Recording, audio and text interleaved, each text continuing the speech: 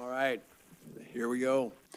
Thanks again for being here, and it's an honor, and have these good people beside me, especially this lady here that'll keep me hopefully on task and not making too many mistakes. But again, I'm honored to have you all here, and for this council and for this meeting. We're going to start, as we always do, with a word of prayer and then the pledge. And Stake President, Mr. Wolstenhume, if I pronounce that even close? Okay, so we're going to stand, and we'll have the prayer and the pledge, please.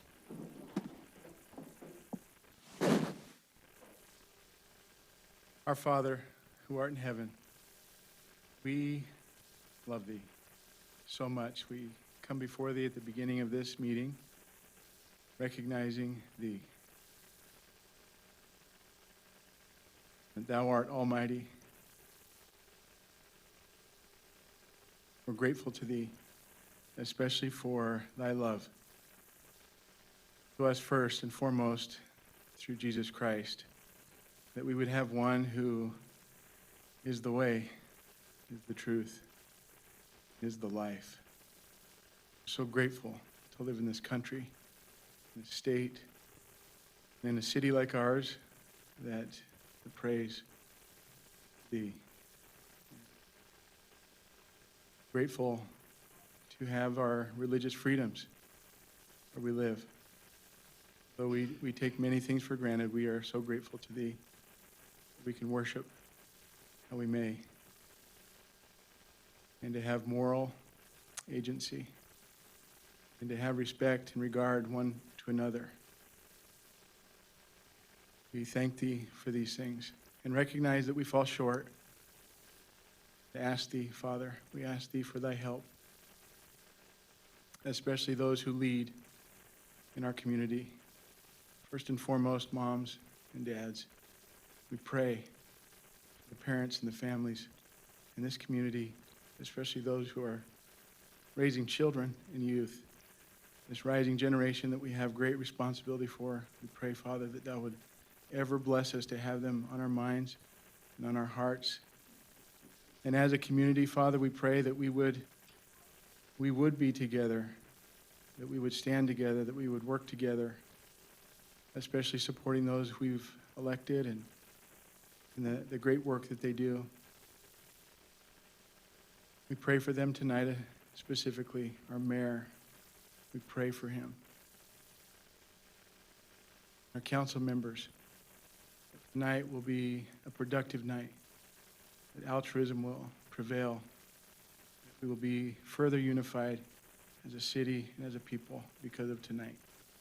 We pray humbly, we pray with gratitude, in the name of Jesus Christ. Amen. I pledge allegiance to the flag of the United States of America and to the republic for which it stands, one nation, under God, indivisible, with liberty and justice for all. Thanks so very much. Appreciate you being here. Mayor, if I could, just one comment. Corey Wolstenhume, we also have the great privilege of having him be a principal of one of our high schools at Columbia. The Wolstenhumes are a pillar, in my opinion, of the whole community, so I was glad to see him and his good sister Christy here tonight too. So No, thanks for doing that role. That is so important for our young people. So thank you, sir. I believe it's time for a roll call. Is that correct? Okay. So I'm at Madam Clerk. Gog. Present. Jangula. Bills. Here. Reynolds. Here. Rodriguez. Here. Griffin. Here. 5 present, 1 absent. Okay, no proclamations tonight, but I just want to a couple sentences. This is such a special week for the city of Nampa. Snake River Stampede. And I don't see any of the board members, I don't believe, here, but I'm sure they're busy. But what a great asset it is for the city of Nampa, and hopefully you'll all go out there and get your friends and neighbors to support the Stampede, the Buckaroo Breakfast. I believe there's one more tomorrow morning. So anyway, that's the proclamation. So here we go. All right, now we have a public forum, and that's where individuals, up to 5 individuals, from the city of Nampa here. We allow to speak for 3 minutes on whatever subject. Please let us know if it's an agenda item or not that you're speaking to, and then we also need to know your full name and your address. So we have Madam Clerk, who is first. Mr. Mayor, we have 3 people that have signed up. Our first speaker is Jeremiah Madhott. Okay. Is Jeremiah here? No? Our next Okay. speaker then is Melissa Robinson. Okay. Thanks, Melissa. Good evening, Mayor and members of the City Council. I'm Melissa Sue Robinson, 15 Fifth Street North, Unit 210 here in Nampa. As Nampa continues to grow, it becomes increasingly important for citizens to feel connected to their local government.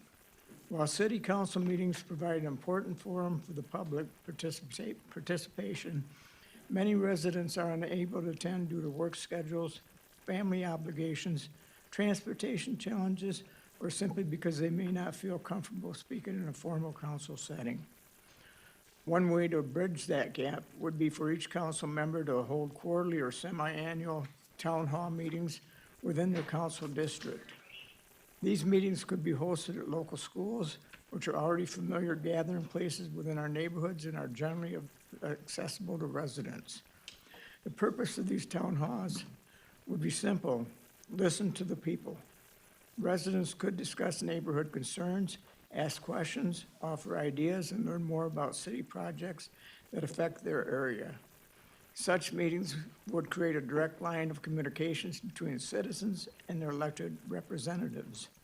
To further encourage participation, the city could support the formation of neighborhood groups within each district.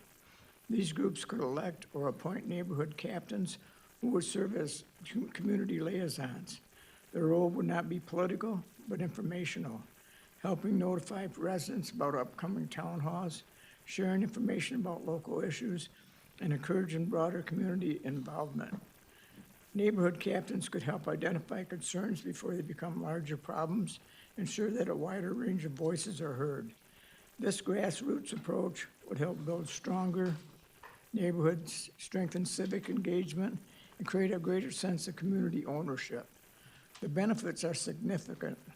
Residents would become more informed, council members would receive valuable feedback directly from the people they represent. Trust between the government and citizens could improve. Most importantly, Nampa would become a more connected and responsive city. Strong communities are built through communications, participations, and partnerships. By bringing government closer to the people through district town halls and neighborhood outreach efforts, we can ensure that every resident has an opportunity to be heard and involved in shaping the future of our city. Thank you for your time and consideration. Thank you. I'll just, we don't usually respond, but I just will, since there's something coming up here in just a couple days. I'm totally in favor of that, and council, they make that decision, but I am hoping that at least maybe a couple times a year, every council person would want to have some type of town hall in their district. We have one coming up on Friday, and I'll let either Councilman Rodriguez or Griffin announce what's happening. I was the first one to volunteer for the neighborhood captain in the North Side neighborhood, okay?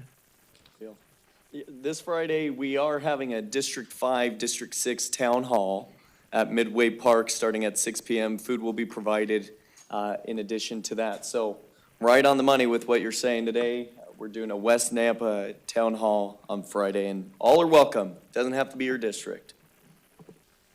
One other person. Yes, Mr. Mayor, our last speaker is Santiago Nino.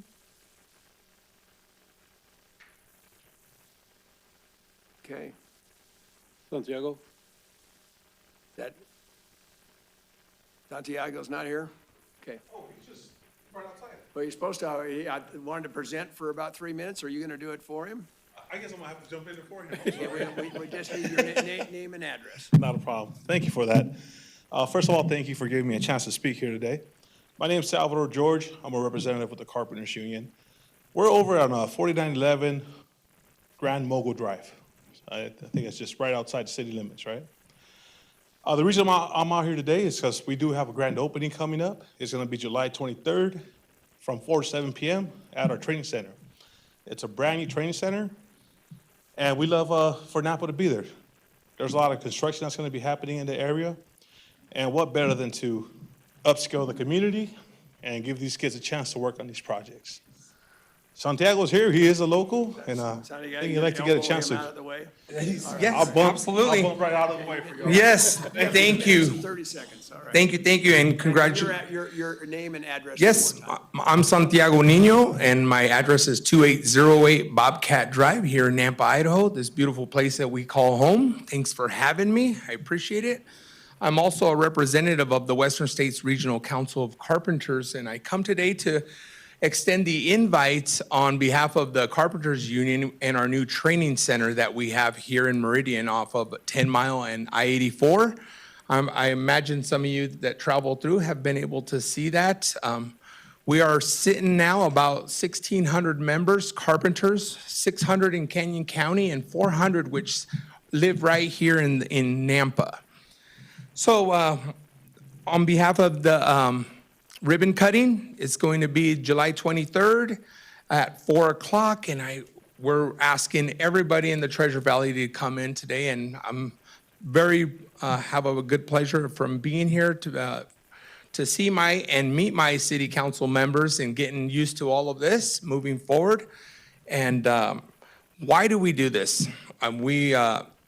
So I was born and raised in Idaho, but I've been a resident in Nampa since 2014.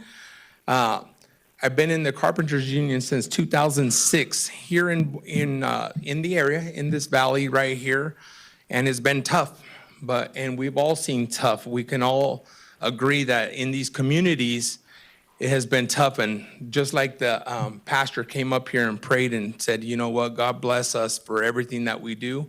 That is the intent behind what we got to do. I get chills just speaking of it, but moving forward, we want to conglomerate. We want to make sure that we're communicating with our whole communities to make sure that this process that we call moving forward here in our communities is a good thing. You couldn't have said it any better, Mayor, that we see that there's so many debris in the road, but we needed to make it as smooth as we can. I've been a carpenter once again since 2006. I got to raise my beautiful 2 children here in this place we all call home here in Nampa, Idaho. And we're gonna have our executive boards from all 10 states coming down. It's gonna be a pretty big thing, and we really, biggest thing of all, we want our communities to grow, and what better way to do it together? So Thanks, Santiago. Mr. Mayor. I appreciate your day. Thank you very Mayor, much. Could you tell me the time again? It's that. July 23rd, and I also brought cards for Oh, each and okay. every one, signed Thank with you. your guys' name. May I hand it out to you guys? You can maybe just give them to the clerk and then Okay. they'll get dispersed. Sounds good. Thank you. Thank you. Okay, next on the agenda is from the council, if there's any proposed amendments to the agenda. Mr. Mayor, Yes. if I could pull 16A and 19B and C.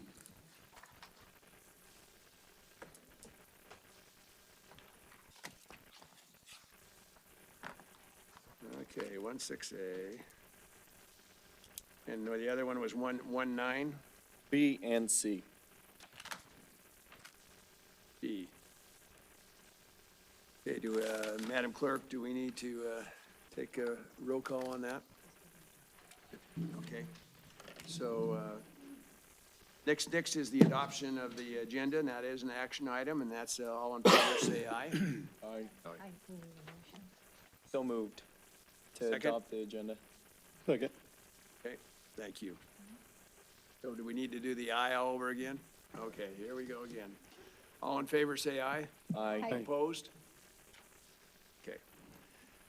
Okay, consent agenda, which I think there's several items there, and this again is, we'll need a motion and a second, and regarding the consent agenda. Is that before we discuss 16 and 19? Okay, second. Okay, all in favor? Aye. Opposed? Same sign, okay. Go on.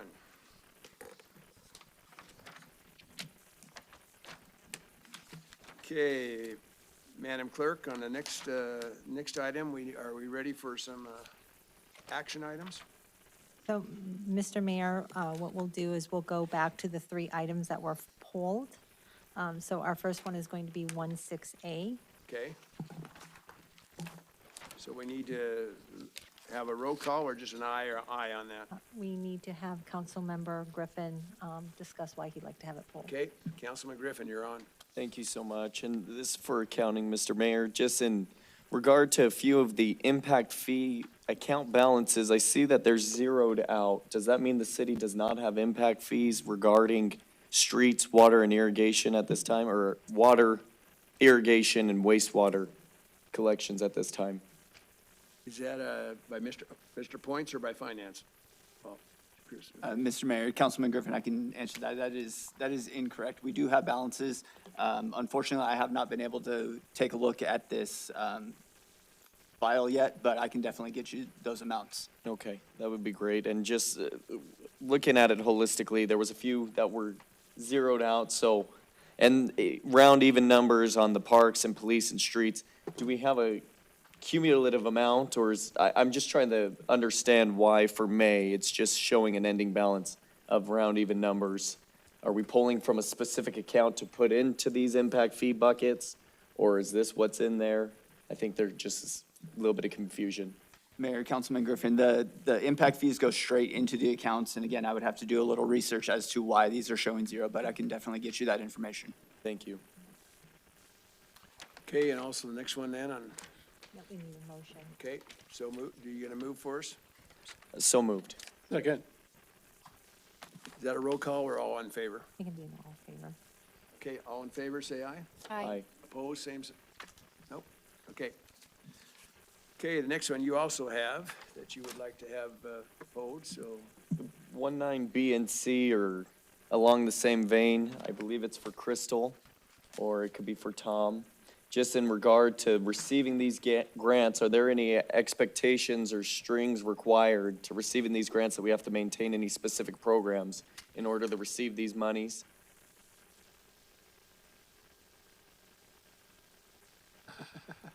Mayor, Councilman Griffin, on the ITD grant why don't you for go ahead just for the public? Oh. I know most people Don know you, Peck, but. Lieutenant Nampa Police. Okay.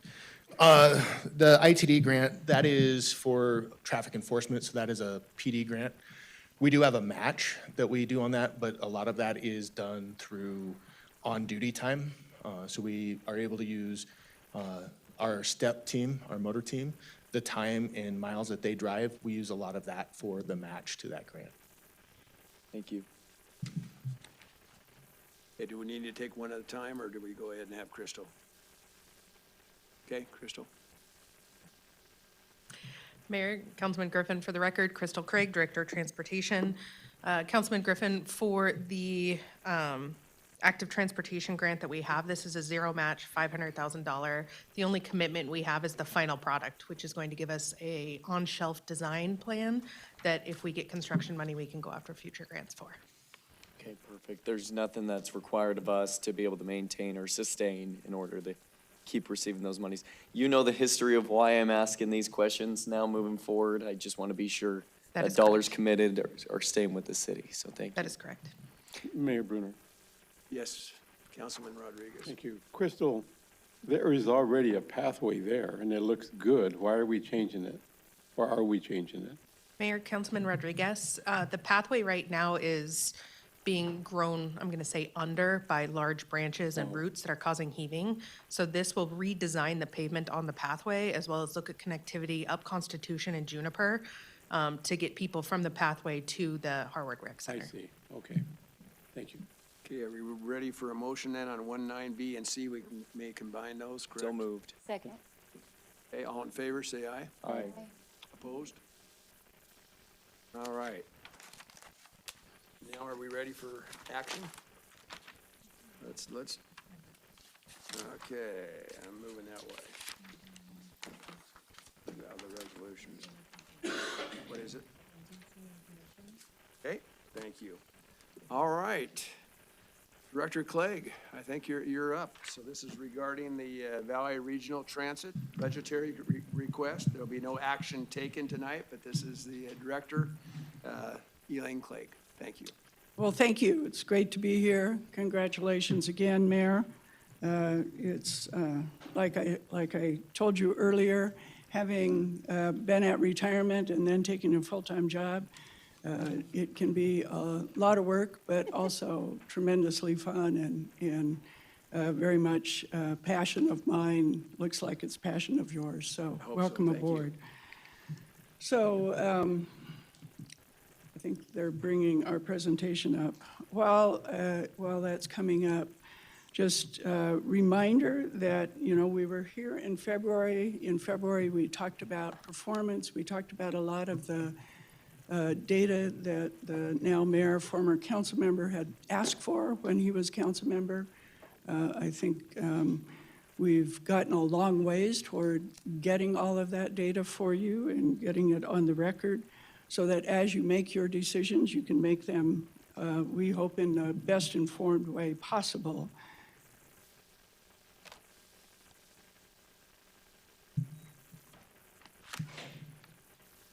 So, sorry,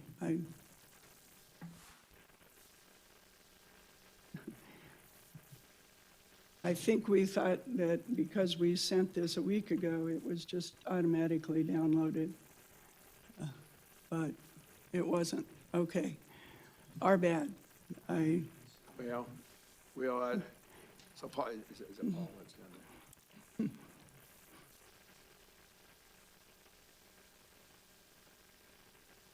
So, Paul, are we able to bring that, are we able to bring this up? Looks like Councilman Oh, Fields, looks okay? like we've got something up there. It's Yeah. in our packet. My That's the error. PDF of it. I So didn't see it the first time we through. can go, there we go. How's that? Is that visible for works. everyone? Yep. Good for us. Okay, there we go. So, I think you all know that our services depend on partnerships, and we've had a partnership with NAMPA for a couple of decades. It's always been a challenge for NAMPA to find the funding to do this. We understand that. That's kind of how our system is set up, unfortunately. But we always have been able to work together to figure out a way to provide the citizens in your community the service that we know that they will use if it's there. Go ahead, next. Our mission is about connecting more people to more places more often. My staff takes that extremely seriously. We came to you a month ago with a proposal to increase ridership, because what we've heard over the last 3 years since I've been here, 2.5 years, is we need more ridership in Nampa. We can't afford more. Can we get more ridership for the same cost? So we brought you a proposal a month ago with just that, because my staff is so committed to figuring out how to serve the citizens in your community. And we're so excited that we knew that we could really grow ridership with that proposal. What we heard from you, and certainly understand, is that this is a really tough budget year, and instead of more ridership, what you need now is a budget reduction. So what I've got for you tonight is just that, a proposal that takes those savings that we'd found, and instead of putting them into more ridership, putting them into the same services that you have today largely, and preserving the ridership that you already have. Next slide, please.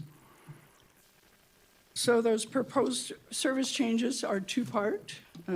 One part is changes in the on-demand system. The other part is preserving the largest portion of the fixed route system that serves your community. Next. The new on-demand system. So one thing I want to make clear, this will be different vehicles. We'll contract with an outside private provider who will bring their own small vehicles. They'll still be shared rides. It will still be the same service area, but it will be a different look than what it is today. Because of that, they'll be able to go curb to curb instead of stop to stop, which we think will be a tremendous benefit to your residents. We are proposing that the Route 40 in Nampa be eliminated, that those miles be rerouted into Caldwell and then routed directly toward the middle of the region in Meridian and Boise on an express route, much like the old express route from Caldwell. Before it was changed, it lost ridership after a change, but before that change, it had quite a bit of ridership, and we think it will regain that. And the same savings that we're proposing for you will also flow to Caldwell, and we'll be able to pay for these changes on Route 40 with that. This proposal also proposes to maintain the Route 42 because we're only talking the Route 42 on the fixed route and not the Route 40. There's savings in how much you would spend on the fixed route. We still have most of the unique Nampa riders are the ones who ride the 42, so we keep most of those. Next. So first, I want to talk about microtransit a little bit. As I mentioned, it's different vehicles than what we have today. They're smaller, they're more cost efficient themselves. It can go curb to curb. It's a complete turnkey service, which also saves us some administrative costs. They do all the administration of it and have to meet our requirements and help with our reporting. It's the same service area, it's the same booking process. What we've learned, I was telling Mark and Crystal this earlier, late last fall and then early this year, I've been to 4 now presentations on is there a better way to do on-demand service. Remember that on-demand was a pilot at your request for cost savings, and we did save costs doing that, but we've never been really satisfied with the cost per boarding. And we knew that there were better ways to do it, and we've been investigating those from the beginning. And finally, as an industry, the transit industry is settling on a model that includes these smaller vehicles, but also includes augmenting that with transportation network companies, which are best suited for some rides. Next, please. So what is a TNC? Well, it's a ride-hailing service like Uber or Lyft. And how would it be used in this system? It would be used by sending it on those longest trips that you can't put on a shared vehicle because they're out of the direction and out of distance, and the really short rides. And so if we take those rides off the rest of the on-demand system and focus the rides on the on-demand in that 2 to 10 mile range where it's most efficient and most effective and we get the most sharing, we can both save money because it doesn't take one of those vehicles out to do that ride and grow ridership, we believe. Although we're not predicting growing ridership, we're pretty convinced there will be more seats available even with the same service because of this change. And we're, in the back of our minds, believe that ridership will grow. I'm telling you, my staff is going like this right now because we're not predicting growing ridership, but we know that it's possible because it's a more efficient system. Next, please. Oops. So the outcomes from this are that we leverage the strengths of both the microtransit and the TNC to do what they're best at. By doing that, it maintains, and as I noted, potentially grows ridership. But what really happens is it drives the cost of boarding down compared to what we're doing today with our own vehicles and the CDL drivers, almost half, 48%. And because many of the riders who are using the on-demand today are then getting on the 42, they're using the on-demand to get to it, or we're actually driving them to it, we know that if we can maintain the service on the microtransit, with the TNC, we believe the growing ridership on the 42 will continue. It grew nearly 20% last year. With gas prices what they are, we're seeing an increase already this year. We're confident that if we can maintain the 42, we're going to grow ridership. Remember, on a fixed route, when you grow ridership, instead of costing you more per rider, it costs you less per rider because the cost stays the same and you just get more riders out of it. It's more efficient. Next, please. So a little bit more about the on-demand and the differences. Right now, we're finding this is a big service area, and many of the trips that we get asked to provide are long trips, and 44% of them are not shared because the database, the algorithm, can't find an efficient ride to share it with. So 25% of the trips are the longest trips, and 40% of the service time, because they're the longest trips, are spent on these single trips that aren't shared. Right now, of course, we do the large vehicles stop to stop. The new service would be a curb to curb. We put the mid-distance rides on the microtransit where we can share and grow more ridership. We're confident, and shift those shorter and longer trips to the TNC. And that reduces the microtransit trips, the ones that we would put on the shared ride vehicles, by almost 25% and makes those hours more efficient that we do spend on the microtransit. I should note that we have, as an organization, a fair amount of experience already using TNCs. We use them extensively in the surrounding area in Boise to get people as first mile, last mile, to get people to a transit stop. We also use them on a qualified basis for service workers who can get to work or get home from work on regular transit, but the hours don't work otherwise for them to make that second trip. And so we make the TNC available for that. It's been very successful, and we've got a good working relationship with our provider on that. Next, please. So we're making some assumptions here. Microtransit service area remains the same. The on-demand fares remain the same. The on-demand would continue to accept cash, passes, and other fare media. TNC fares are $2, a little bit more.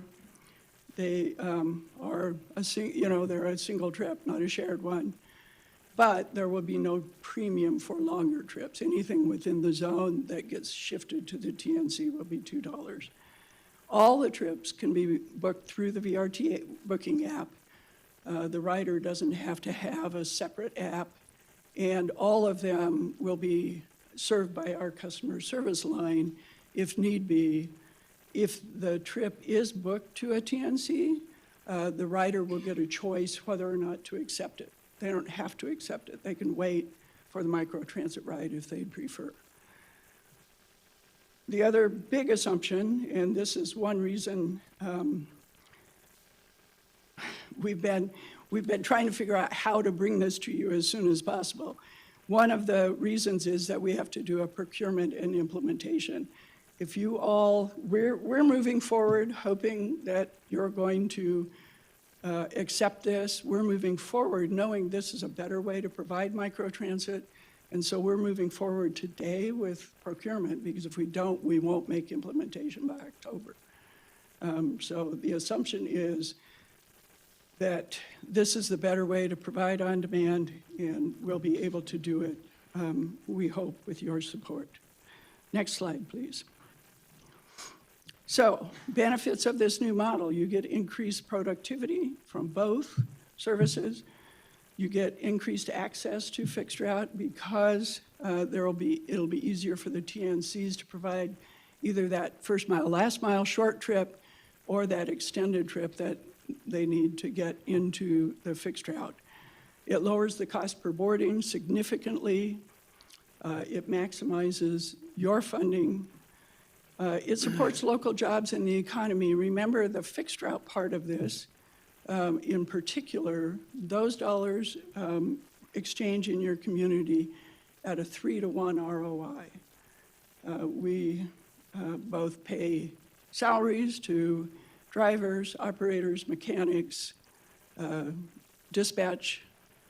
We buy local parts and supplies. We pay salaries to local mechanics. All of that money turns over in your community.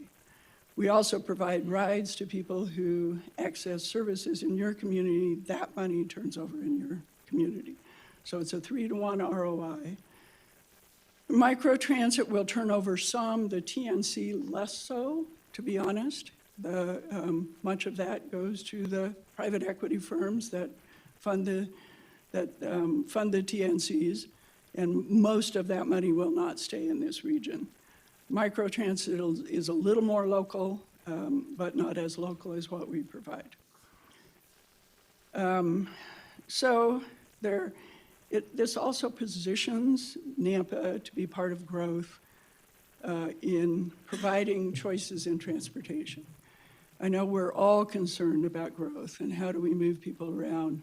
We're all concerned about congestion. As I look around the country, look around the region, the places that have choices in transportation are the ones that can best accommodate growth without so much congestion that everyone just gets bollocksed up and can't move anywhere. And so we're trying to position our organization to respond to growth in that way. And as long as we can keep everything alive here, we're positioned then to take advantage of that as soon as we can figure that out. Much more so than if we didn't. Say, for instance, that we are able to activate the rail corridor. Nampa is going to be a huge hub of that rail corridor, but if people can't get to it, and without the on-demand, without the fixed route there, it's going to be harder for them to get there. It won't be as successful as it might be. So we're trying really hard to lower your costs as much as we can, keep as much alive as we can in a good way that grows ridership on both pieces of the system, while we work to figure out as a region, how are we going to respond to 21% growth in the last 6 years? 21% in the last 6 years. I don't know a region around the country that's had that kind of growth. And if it's a one-size-fits-all response, we'll probably not get there. So we want to be part of a response that offers some choices, offers some options. And so we're hoping that this proposal today offers you the opportunity to be part of that. Next, please. So the fixed route really is critical. Ridership is increasing significantly. It's been one of our highest performers in ridership increase. That decreases the cost per boarding. The beauty of on-demand systems, if you look, again, as I looked around the country and listened to these presentations, was not that the on-demand system was the be-all, end-all for a region or a place, but that the on-demand system provided the connections to the region, and they did that through the regional connections, and that typically happens on the fixed route. Without the fixed route, Nampans won't be able to get Boise. They won't be able to get to Meridian. They won't be able to get to Micron. With it, they will be able to do those things. I know you'd like every job to be in Nampa, just like when I was on the city council in Boise, I wanted every job to be in Boise, but it isn't. We know that. We know we're a region, and if we can be a region, we'll be stronger. And then there's the higher gas prices. We're really seeing an increase right now as the gas prices go up. Fixed route transit used regularly can save a ton of money if you're really struggling, especially in these times. Next, please. So the budget detail, go ahead to the next one if you would. Significantly less than last year's request, 42% less. Part of this reduction is reduction in capital as we change the kind of vehicles we use. Most of the reduction is in service costs. About half of it's fixed route, about half of it is microtransit. So fixed route is less, microtransit is less, and together we think we can provide 34,000 rides in 2027 on VRT vehicles versus the 31,000 that we had last year. It's a 10.3% increase in ridership, a 13% increase in unique riders. We are pretty confident this is going to attract more unique riders. Cost per boarding almost half, and cost per rider significantly less as well. And a little note about that cost per rider, if you will, and specialized transit, two things. So specialized transit, we also provide in this community. You don't pay any of that. Well, a little bit of your general goes to the planning for it, but that's really all that you contribute to the specialized transit, and that includes beyond access services and also includes Rides to Wellness. Rides to Wellness, as Councilmember Reynolds pointed out last time I was here, is largely funded by the healthcare system. And those rides are really valuable for your community.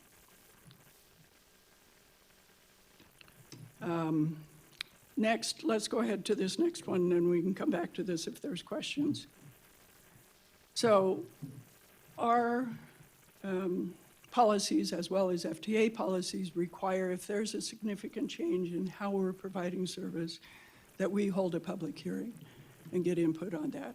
So regardless of the decision you make, we are going to have to hold this public hearing. So we're holding it next week, next Monday. You guys don't have a council meeting. I know you've got lots of other things going on. But if you want to hear directly from your constituents about this, it's going to be right next door at Civic Center. Open house from 3:30 to 5, and a public hearing from 5 to 7. We expect the public hearing may not last that long, but we're publishing it in case people can't get there earlier. We really would love to have you there. I think as a council member, when I went to these, when VRT would hold them, they were always valuable in terms of hearing from my constituents about how they used the service, what it meant to them, and what changes would impact them and how they would impact them. So really, really encourage you to come with us. And with that, I'd stand for questions. Go ahead. Elaine, will that meeting next Monday be online? What's that? The meeting on Monday, will that be online? What? Chance? What? Available online? The hearing, your public hearing? The public hearing is, next Monday, the 22nd of June at the Nampa Civic Center. In what room? I don't know what room, but the question is whether it was available online. Oh, the public hearing part of it is, we couldn't make the open house. We do have some information available. Okay, thank you. But yes, I'm sorry. I It's okay, was echoing for some reason. we are. Mr. Mayor, Yes, Councilman. thank you, Elaine, for all of your work. I know this has been a crunch time for you. And I still am wondering, have you been able to reach out to the hospitals and even Micron and CWI and possibly Walmart, these places that you are taking people to give more to the transit? Because I feel like they should be pitching in a little bit more than the city of Nampa should. Well, thank you for that question. Yes, we have continued to talk to them. No, we haven't gotten any commitments. You know, public services are typically paid for with taxes, which are a collection of money from everyone, and typically the Microns and the Walmarts of the world contribute more than your regular household does to those. For us to go out and individually fundraise each of them is frankly a challenge. They have, who's the right person in Nampa to talk to, for instance, and how can they make a corporate decision about funding? So by the time you get up and down the ladder, it can be quite a while. We've been up and down that ladder we've started it in some of the places you're talking about. We've been up and down it already at Micron. We think ultimately there will be a service commitment from them. Again, don't know how much it will be.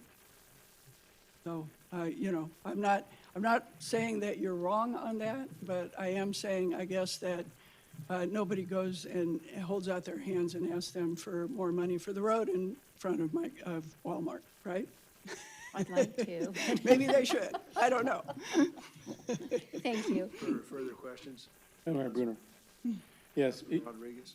thank you, Elaine. I'm looking at your budget, and I don't see 24, 25, or 26. But in 23, according to the Ida Bailey report, it shows that your revenues were 26,978,060. And that was 23 and 22. And your capital was 28,177,389.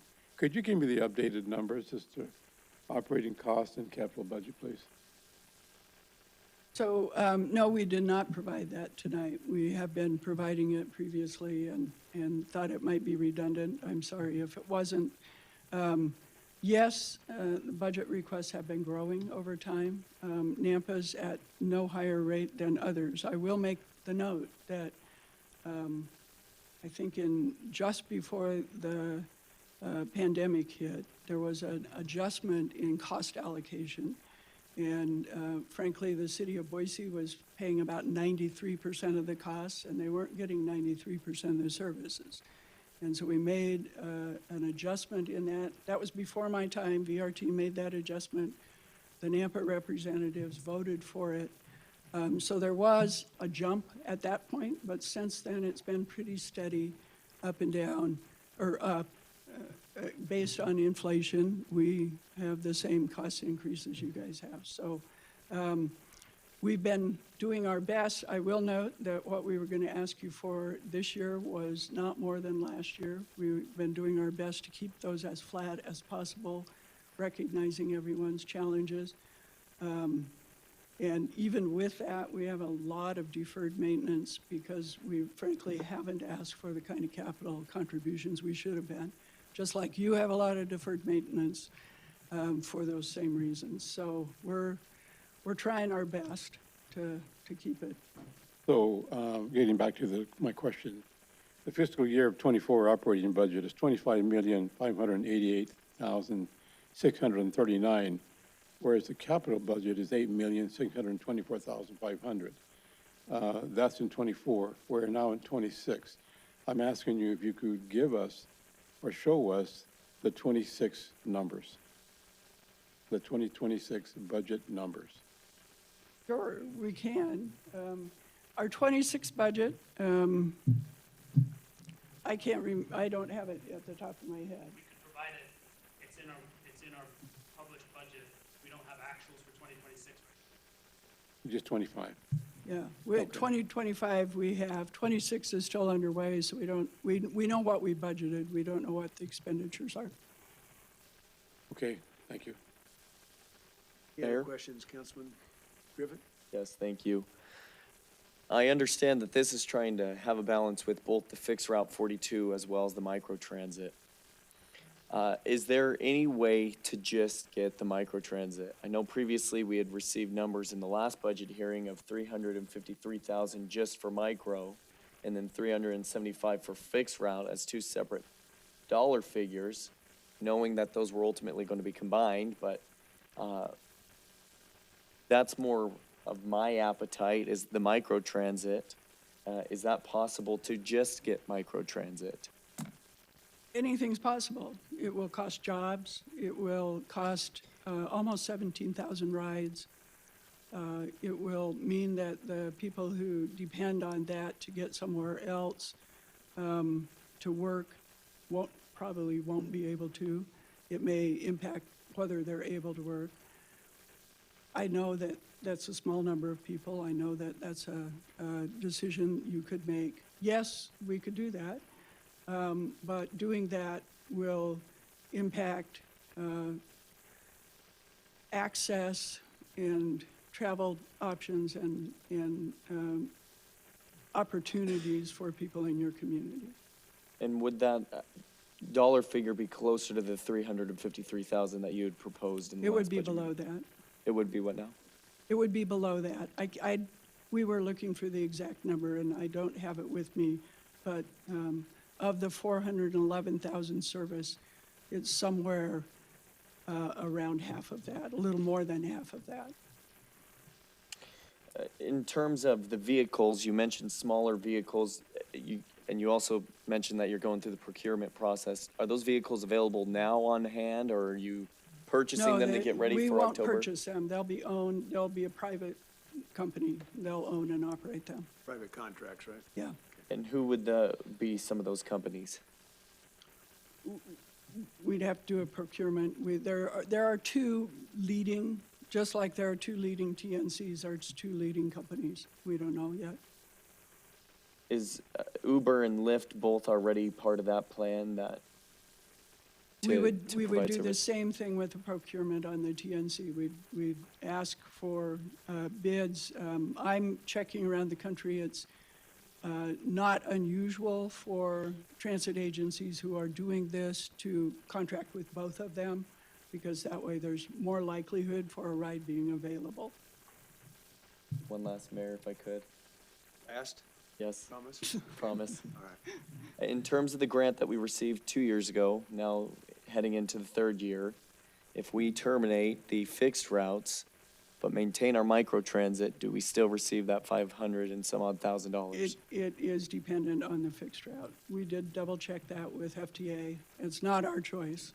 No, And, you know, and you well know, we did that in good faith, expecting, A, that it wouldn't take as long, and B, that this is the main place in Nampa that needs that service. Thank you. Any other questions for, Mr. Mayor, yes? Elaine, if the fixed route was terminated, how would that affect service to St. Al, St. Luke's, CWI? It because would we're put collaborating more with them? pressure on the microtransit system and likely mean that there would be rides unavailable with the current service levels, because people are using it to get to both of those places. I'm looking down the line, you're all by yourself there, Councilwoman. All right, no other questions? Okay, Director Clegg, thank you for your time. for Well, your thank you. presentation. We look forward to seeing some of you next Monday night, either in person or online. Right, very Thank you. good. Okay, we're getting close to public hearing time, but let's try to get some of these staff communications here. And the first one, from what I'm reading, is a fun one. Is that right, John? And you have an individual here that's that received the award. And help me with these acronyms. PNCWA, what does that stand for? Mayor, City Council, John Spencer, Director of Water Resources. The PNCWA is the Pacific Northwest Clean Water Association. Okay, They're ones that kind of oversee or they're just an association that deals with wastewater, water renewal. okay, stuff. so go ahead and let's honor. Yes. So yeah, I'm very pleased to be up here to share with you that Jordan Trevino has won or has been recognized for this award, the Wastewater Lab Operator of the Year. She has worked with the city for 6 years. She has a Class 4 lab operator license. She oversees the processing of over 30,000 samples a year and testings to make sure that we meet the EPA requirements, both federal and state requirements. She does an outstanding job for us, and I'm very proud that she got recognized as a leader in the state for the lab operator. And I saw that, but when did the award actually happen? How long ago? It was about 3 weeks ago at the end of May, And that happened, where were you to be received the award? to Moscow. To Moscow? Idaho. Okay, wonderful.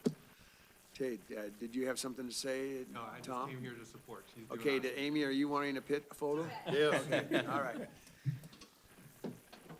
Jordan, thank you. Yeah, thank you. Hey, that's it. Appreciate all the hard work. Yes, hold that up, by all means.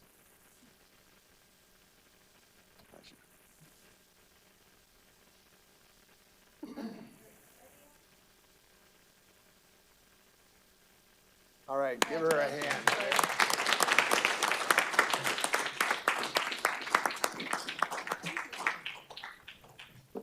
Okay, next, one of my favorite people, Cody Swanner, you get to come up and talk about Parks and Recreation staff communications regarding Centennial Golf Course, irrigation project update, land value appraisal for the city property proposed for the potential real estate exchange with the Napa School District. So you have quite the Yes. subjects tonight, huh? Thank you, Mayor Bruner. With me this evening is our golf manager, Tony Blasius, and we actually have two items to talk about. He's going to speak first about a Centennial Irrigation Project update.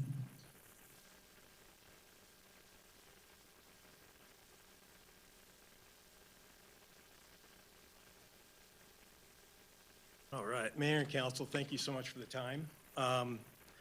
I just want to give you, Tony Blasius, Golf Manager for the City of Nampa. I just wanted to give you a brief update of what's going on over at Centennial Golf Course with our irrigation replacement. As you probably know, we contracted with the Mid-America Golf and Landscape Company to do this $3.8 million project to replace our irrigation system. It is a huge project, enormous because it involves the contractor as well as golf and trying to keep golf open at the same time. So it's a heavy lift. I just want to let you know it's going very well at this time. It's going to require about 6 months of our project, of our season. We hope, the contract goes through October 12th. We hope to have everything completed by September 30. Everybody with Mid-America is confident that we'll meet that. As I said, an enormous lift to keep the golf course open during this time. It is challenging, the communication. Sometimes it happens very quickly. So our main focus as a golf department is to make sure that our golf customer does not miss a beat. When we come down to communication with our golfers, it's face-to-face, social media and such, a lot of collateral hung up around the club, and a lot of our attendants speaking directly with our customers. Just to know, when we get into the project, our golf team has created an alternate par 3. So when we do get to pulling laterals, which will probably be a little bit towards end of this month in July, we will have to close down a hole. So we'll close down a hole, and that alternate hole will come into place, so our customer will not miss a beat playing 18 holes. So as you can see some of these pictures, this is going to take Mid-America installing over 125,000 linear feet of pipe, mainline and lateral, just under 2,000 individual irrigation heads. These heads will be individually marked with GPS, and what that'll do is that'll let our superintendent irrigate the golf course in a better way to where we won't get wet spots right next to a dry spot. What it'll also do is mitigate any water usage that is going to be run afoul and not be being used in a good spot. So it'll be in a much more efficiently irrigated surface, so that the conditions for our golf course will improve quite a bit. See some of the main line that they put together. This was in April, 1st of May. They fused a lot of the main line in preparation. They're digging some irrigation main line right here. The open holes is where they'll come back to start pulling the laterals through the fairways.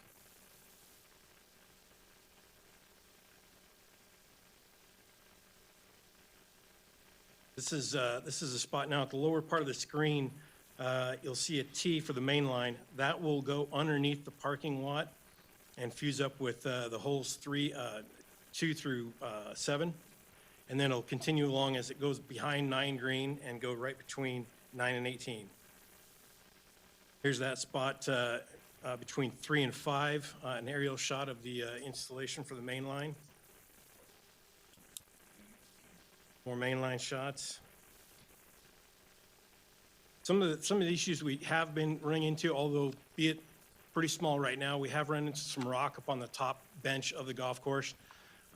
We believe after they get done with the top part towards the end of the month, that we will kind of be out of the rock area.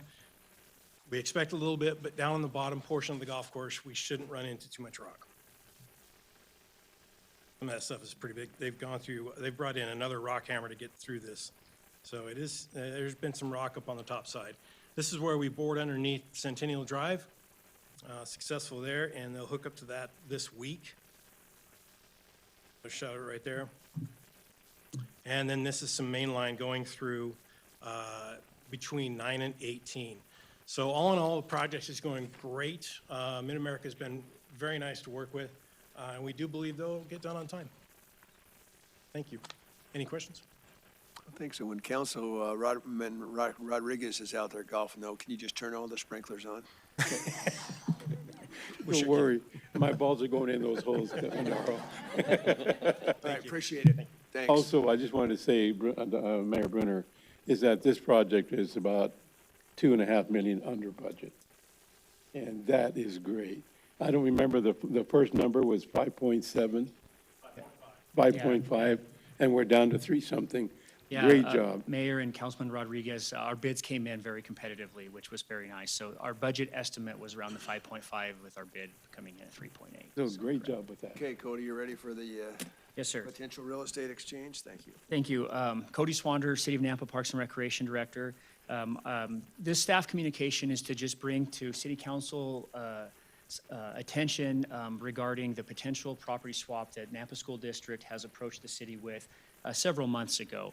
Part of their process that they learned kind of late in the process is that they legally were required to appraise the property that they owned in order to enter into any kind of negotiation or an exchange, the potential of an exchange.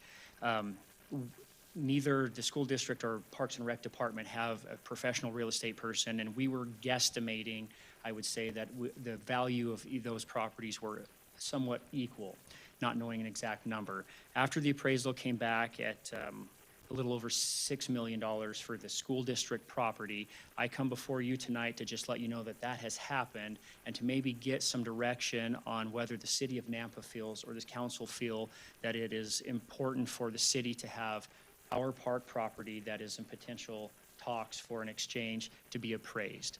I did get an estimate for an appraisal through Right of Way Specialties, Inc. for $4,500 for that appraisal with an estimated 30-day, more or less, time period for it to take place. Mayor?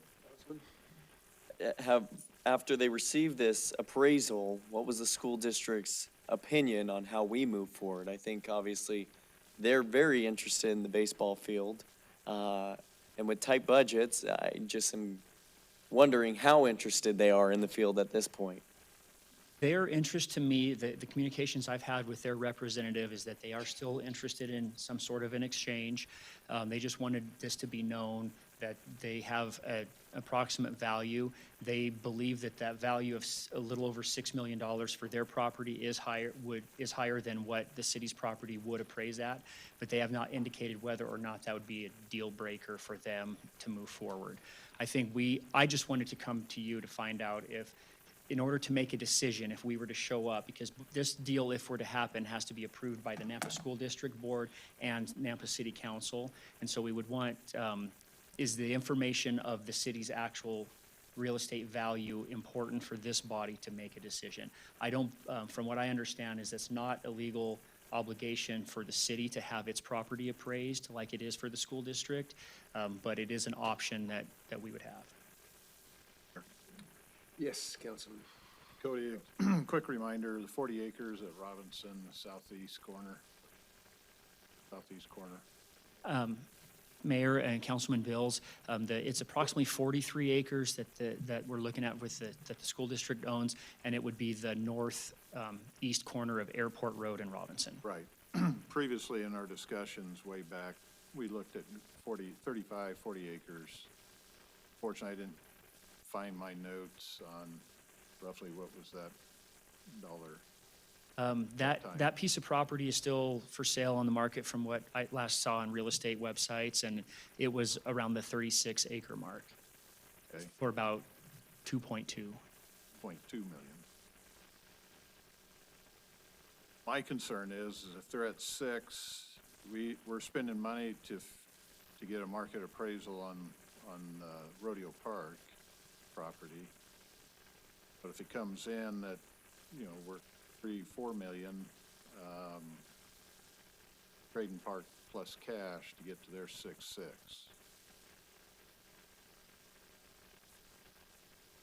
$6 million even. Just over 6 million, 6,025,000, I believe the number, 65,000.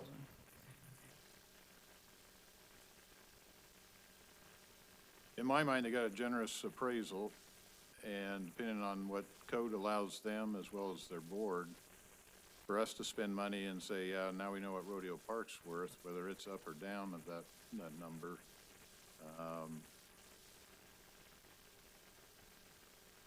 Guess I'm becoming closer to a pause unless we know what the school district wants to do. If we go ahead and get the appraisal, I don't know if we got a feel as far as what that's going to come in at. For me, the discussions where it was an equal trade, do the trade. I understand the requirement of law to do the appraisals, but at this point, I don't know that we're going to hit that. And 2.2 on the 36 acres starting to look pretty good if we're going to have to trade away Rodeo Park plus put in possibly. Mayor, Councilman Bills, they did not necessarily say that that would be a stipulation of an exchange, is adding cash to the property if the values were unequally valued. I think that's probably a future discussion. I think this was just an opportunity to know if there was value in knowing the actual appraised dollar amount that the city's property is worth, if that would help this body make that decision going forward. I don't think it's necessary to continue down the road with an exchange discussion, and then maybe that desire would come forth from the school district at that point, but it hasn't to me so far. Councilman Reynolds? Mayor, Cody, does this include the barn on that property? Mayor and Councilman Reynolds, yes. There's, so far in our discussions with the school district, it did include the property that the barn is on. Because, I don't know if those of you that watched Channel 6, and I had a opportunity recently to tour that. That should be on a register somewhere. It's a historic property. I don't see myself having any desire to give that away to anybody. It's dates back to 1910 or 1915. It's still got horses' names inside of it. I think we need to steward that property carefully. But I am not in favor of getting an appraisal on this. I think it's a waste of our dollars. And if they wanted to do a trade without that, to me, this appraisal seems inflated that they got. Maybe it's not, but it seems inflated. And I would not be in favor of spending our money on getting an appraisal. Do you want to also add to that, Councilman? I'm also not in favor of doing the appraisal. If they would like to trade and do a trade-off, I think they have a lot of sentimental value to the property, having that be Nampa's baseball field. So they might have bare dirt, but we have improved dirt that they want to have control over. So I would be interested in still doing the trade-off, but not if there's going to be additional capital that we have to throw into the pot to make it happen, or an appraisal to do that either. So I think there's more or less a consensus on that. Is that correct from the? Thank you, Mayor. And yes, thank you, Council. That's exactly the direction I was looking for. I appreciate your time. Thank you. We're now at 6:10. So who out in the audience are here for a public hearing? Are you the applicant? Okay, so if it's okay with you, I'm going to go ahead and keep moving with some of this communication.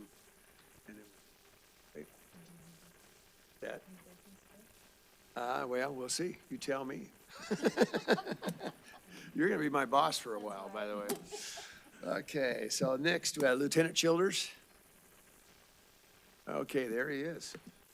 You're going to talk about a path ordinance for motorized equipment, and I had the opportunity, and I know with Councilman Bills also, to attend a public forum where I was amazed by the turnout of the number of people that were interested, and there's been a lot of research done, so I guess you're going to present what your findings are, huh?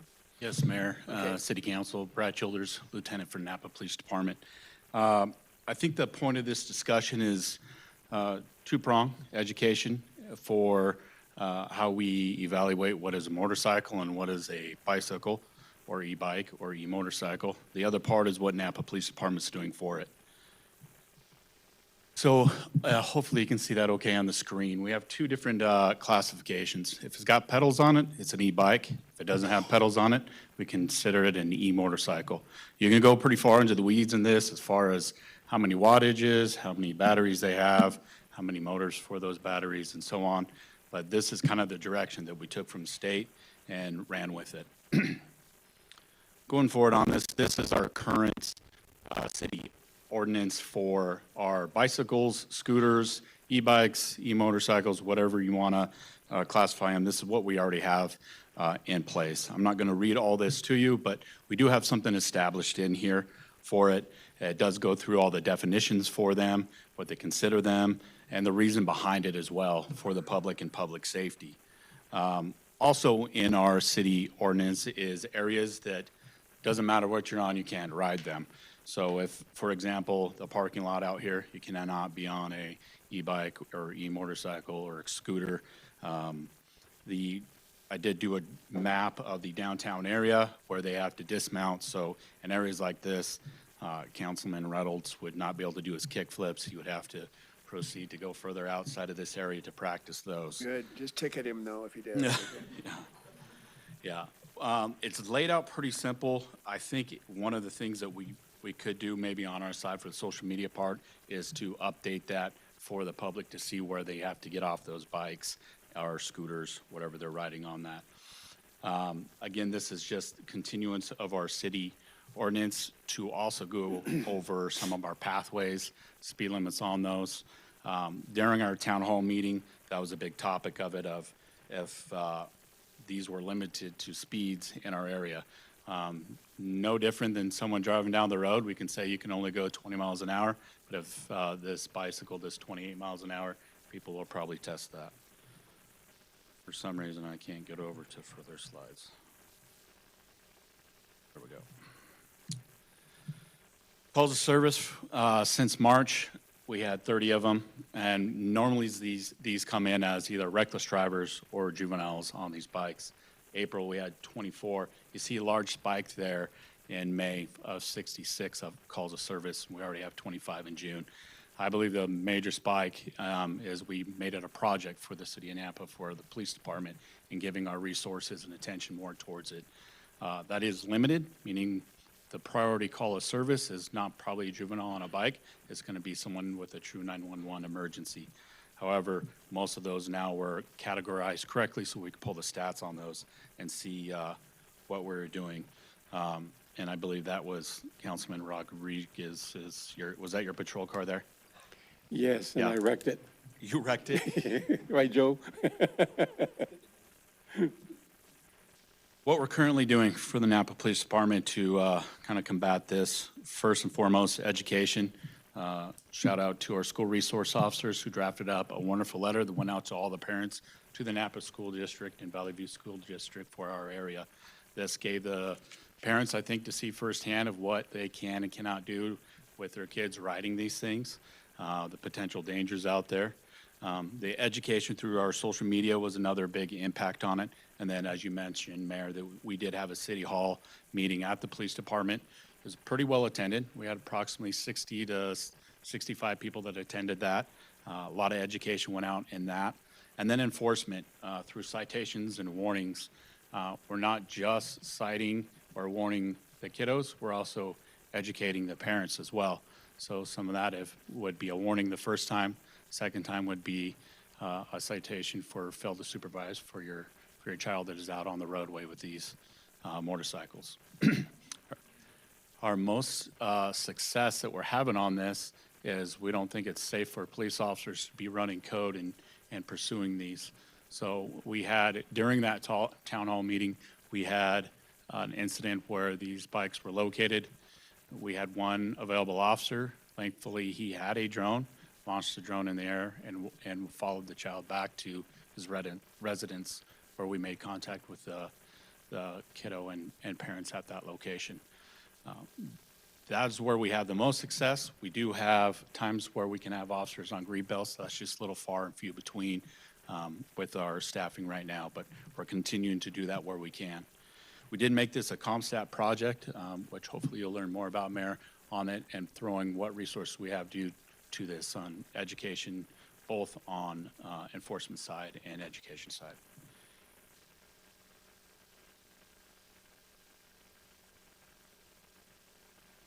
I know that was fast, but if you have any questions for me, if you have any questions for me, I'd be Mayor happy to Bruner. answer. Yes. If I could clarify that one E-rider, or whatever he was tearing up Osborne Park. And rather than send out 2 officers to go find him, you put the drone up, and that's how you found him. And so he was vandalizing Osborne Park. So that's very good on our drones. I just wanted to thank you for using that kind of concept out there. Thank you, Councilman. You're welcome. Appreciate you, the education on that to the school districts. That's wonderful that they're partnering with you. And if there's an individual, young or old, that gets out of hand, I guess it'd have to be young to have parents, but then the parents actually could be responsible also if a citation. Yeah, is and again, necessary. we are given a warning on that first so that they Sure. understand. Understand. Mayor, Yes. question for you. Are we going to need additional resources or funds to do greenbelt patrols or anything like that on bicycles? I know that's how Boise does it, but are we moving that direction, or that's not the plan right now? That's a great question, Mayor and Councilman. We are trying to do that as we have some bodies to do that. Occasionally, when we have what we call a Super Wednesday, both patrol sides of the week are together. We were successful in doing that one time so far. And that was the extent of our resources for that. We didn't catch anybody that day, but I think when they are on that pathway, it's also a major deterrent for it. Well, and I think for any crime, we've seen not only in this city, but other cities, and historically, there has been crime on a greenbelt. Just have that police presence might be nice to make everybody, young women, young moms. My wife's one that frequents the greenbelt, so I'm sure police We presence did is have always good. one other occasion where we had our community service officers take the UTV out and went on the green belts with that. The overwhelming response was really well. They were thanked a lot for being out on there. Volunteers might be the best route to go. And we may be able to have distinction and have a horseback. Sure. Joe about hit his I head on the think, back of the wall. I think our chief may disagree, but He goes, what's with that new mayor? Scott's got a good idea, Joe. Okay. Mayor? Yes. Crystal? Want her up? Well, Or she have a mic? You have a mic there? No. Come up then.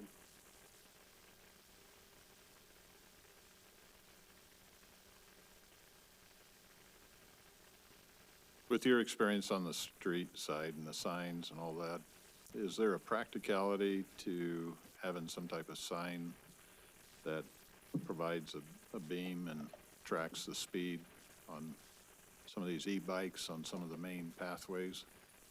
And also, do we have the ability one day to put a camera there? So trying to look beyond just our immediate problem, but how do we think future forward on some of this? For the record, Crystal Craig, Director of Transportation. Mayor, Councilman Bills, that's a great question. These e-bikes are newer. I would hazard to guess, and so I haven't seen studies done specifically about speed feedback signs regarding those. However, I have seen studies done here in the Treasure Valley regarding speed feedback signs, and they actually proved to be ineffective. Ada County Highway District got a grant, put in, I don't know, around 20 different signs throughout the Treasure Valley, and then did speed studies before and after. They installed them to see what happened. And in most of the cases, speed adjacent to and around the signs increased. I don't know if that is because drivers were driving under the speed limit and realized it and sped up, or if they found it as a challenge. If I had to assume and make an assumption based on what I've seen, some of the e-bike riders that we would want to target, they tend to be more aggressive riders, so I would anticipate them also challenging the signs similar to how the vehicles do. That being said, it's something we can absolutely look into in the future if that's of interest and if it still becomes a problem. Well, that helps. If it's not going to do much, no reason to spend the dollars. Just a follow-up, if on the sign, that there will be, potentially a citation, or did Boise or Ada County put what the enforcement may be if found guilty of such a? Mayor, the speed feedback signs were the standard sign with So the they were your just speed speed is, in and they that were only? black on yellow, or black on white and enforceable. Okay. So that was about as close as it Thanks. was. So a spike strip would probably be the best deal. I don't recommend, but again, we can look at You say other you do, alternatives. you do recommend? No. Do not recommend spike strips in front of those signs. Thank you. I still think it's a good idea. Anything further, When Lieutenant you Childers? experience and see some of the activity, it's really detrimental to the pedestrian. Yeah. So, okay. There's no other questions? All right, appreciate it. Thanks Thank for you. taking the time, the presentation. Thank you. Thanks, Crystal. Rodney, is yours short? Well, I'm talking like 3 to 5 minutes? Okay. Yeah. Our Madam Clerk's gonna time you. Okay, here we go. Mayor and City Council, just need to report on two meetings. The first one is the Planning and Zoning Commission meeting that occurred on June 9th. And that, we had two final plats, so Cherry Grove, number 6, and Middlebury South, number 1. And those were both recommended for approval and were on your consent agenda tonight. The next one was annexation and zoning and subdivision preliminary plat for Isa Ridge Estates. This is northwest of Franklin Boulevard and Ustick Road for 2 existing homes and 7 additional homes. This was recommended for approval, and this will come before you on August 3rd. That's it for the Planning and Zoning Commission, but I'd like to just kind of touch base with you on the comprehensive plan again. Last week, on the 8th, we held our comprehensive plan workshop, joint workshop with Planning and Zoning and City Council. The steering committee focus group took 7 major themes we heard from the public outreach and then researched and created policies for those themes. The steering committee then refined those policies and agreed to recommend them to City Council. At the June 8th meeting, we began discussing the comp plan steering committee's recommendations. And after being unable to cover most of the material at the workshop, Council President Bills asked Council and the Commission to review documents and provide your comments by this coming Wednesday, so that we can complete the update within the contracted schedule. State code essentially puts the responsibility for the plan development on the Planning and Zoning Commission, but City Council is the one to vote for adoption of the plan. So this is such an important document that staff does not feel comfortable moving forward unless we have vetted council's concerns and ideas for the document. We really need your input. What we can't do is get to the plan adoption hearing and find out there are concerns with the content of the plan. In discussion with Clay Long, if we do not hear from the majority of council by Wednesday, we are proposing to brief council at your regularly scheduled meetings on 2 themes each council meeting until we have covered all 7 themes and have vetted your comments or concerns.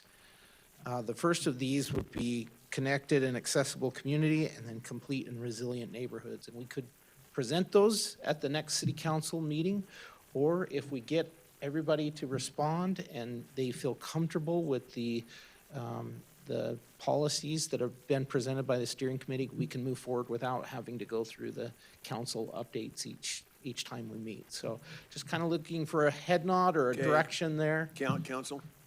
Mayor, if I could, I'll give one comment, then I have a follow-up for Rodney after the fact. I gave a comment at the meeting in lieu of the email. My comments still remain the same. Okay. not naming specific agencies within the document, and removing any language of affordability, because I think it's smoke and mirrors. So if we just are focusing on housing, providing supply, I think that's one thing, but to give a developer the opportunity to say, we're meeting the comp plan because we're gonna provide affordable housing, I think that's just not true anymore, and I don't know that that's their fault or our fault. So just maybe removing, phrasing that might do that, and affordable is the one that I was looking at when I went back through it. So no, council, have not taken all the time tonight, so are you willing to respond as far as what, any suggestions and so on in, by email or however you want to receive it, Rodney? Email's fine, yeah, Okay. or phone call. Do I have a head nod that that's, okay, I can't force you to do that, so that's your choice, but if you're willing to do that, let's plan on that. For Okay. Wednesday, certain time on Yeah, Wednesday? this Wednesday by 5 PM. Okay. Yeah, thank you. Mr. Mayor, can I ask one follow-up question for planning and zoning?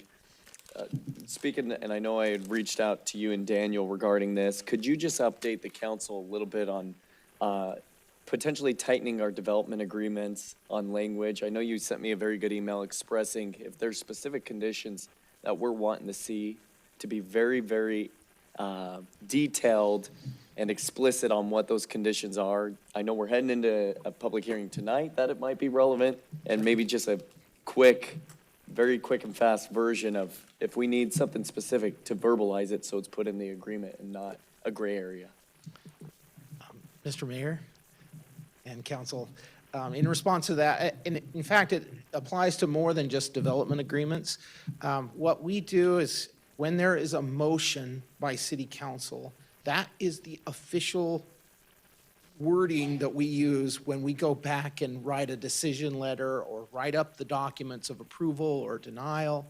And so even though there's some discussion, we try to gather some of that discussion in the conversation, but if there are specific things that council want as a condition of approval, or if you want something specifically in a development agreement, you need to articulate that in your motion.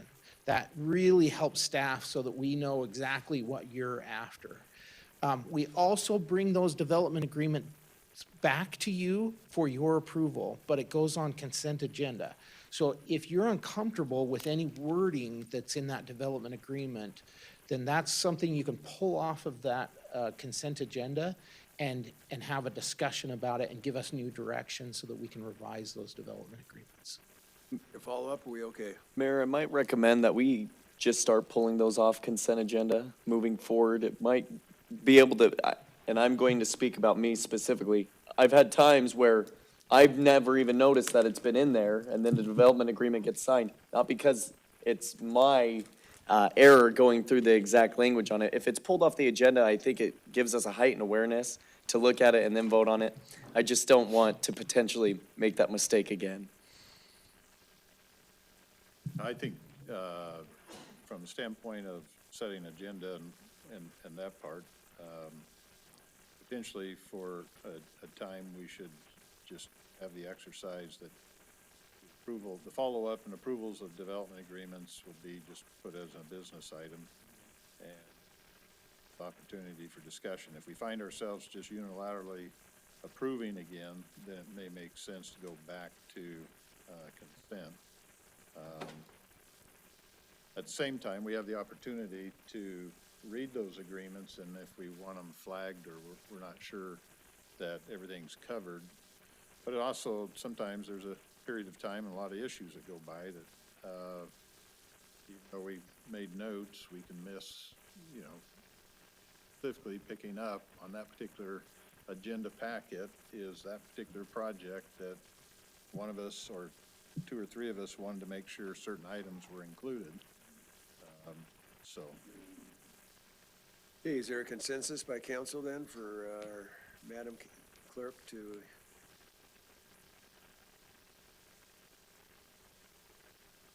Is that what we can do for the next council meeting, or what's your response? Mr. Mayor, that's at your discretion on how the agenda is ordered. Okay. Prep the agenda. Yeah, so my understanding is at least we'll look at it, scrutinize it closely, and then decide when the. Okay.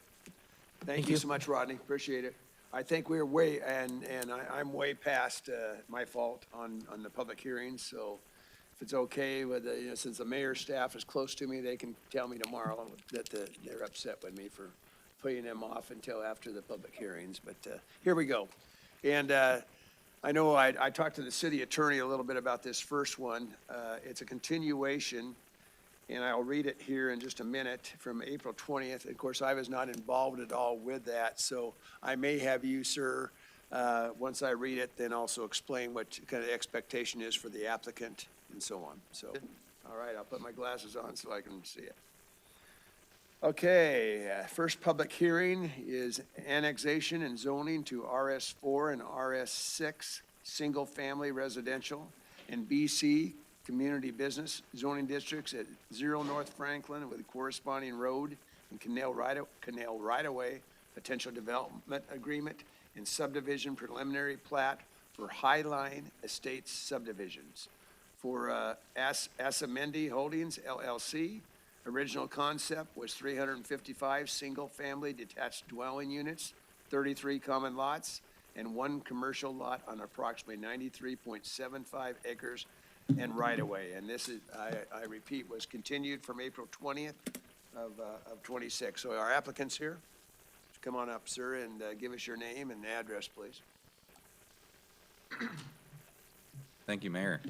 Connor Lindstrom with KM Engineering, 5725 North Discovery Way, Boise, here representing the property owner. Thank you for having me tonight. I don't know, Rodney, if you have a presentation you can pull up for me. Mayor, are you wanting Preston to speak to it at all? What, one more time? Are you wanting Preston Yeah, to I'm speak to sorry. it at all? Yeah, so go ahead, Preston, and in case you have not communicated, so he knows exact. Thank you, Mr. Mayor. Thank you. For the record, Preston Rudder, City Attorney, and for everybody's awareness, this is a continued item for a public hearing. The last time they were here before us, there was discussion on the council and deliberation that they wanted to have more interaction. They reopened the public hearing, continued it to tonight on a limited scope, and those items are going to be presented here. To the extent the public is welcome to obviously comment, those comments will be limited to what is said here on this limited scope. So it's not a redo of what we did before, but more on a narrow, limited scope from applicant, staff, and also the public. Go ahead, Great. you're able to focus as he Yes, sir. presented? Or- Yep, thank you, Mayor. Thank you. So yes, with that, I'm gonna skip ahead.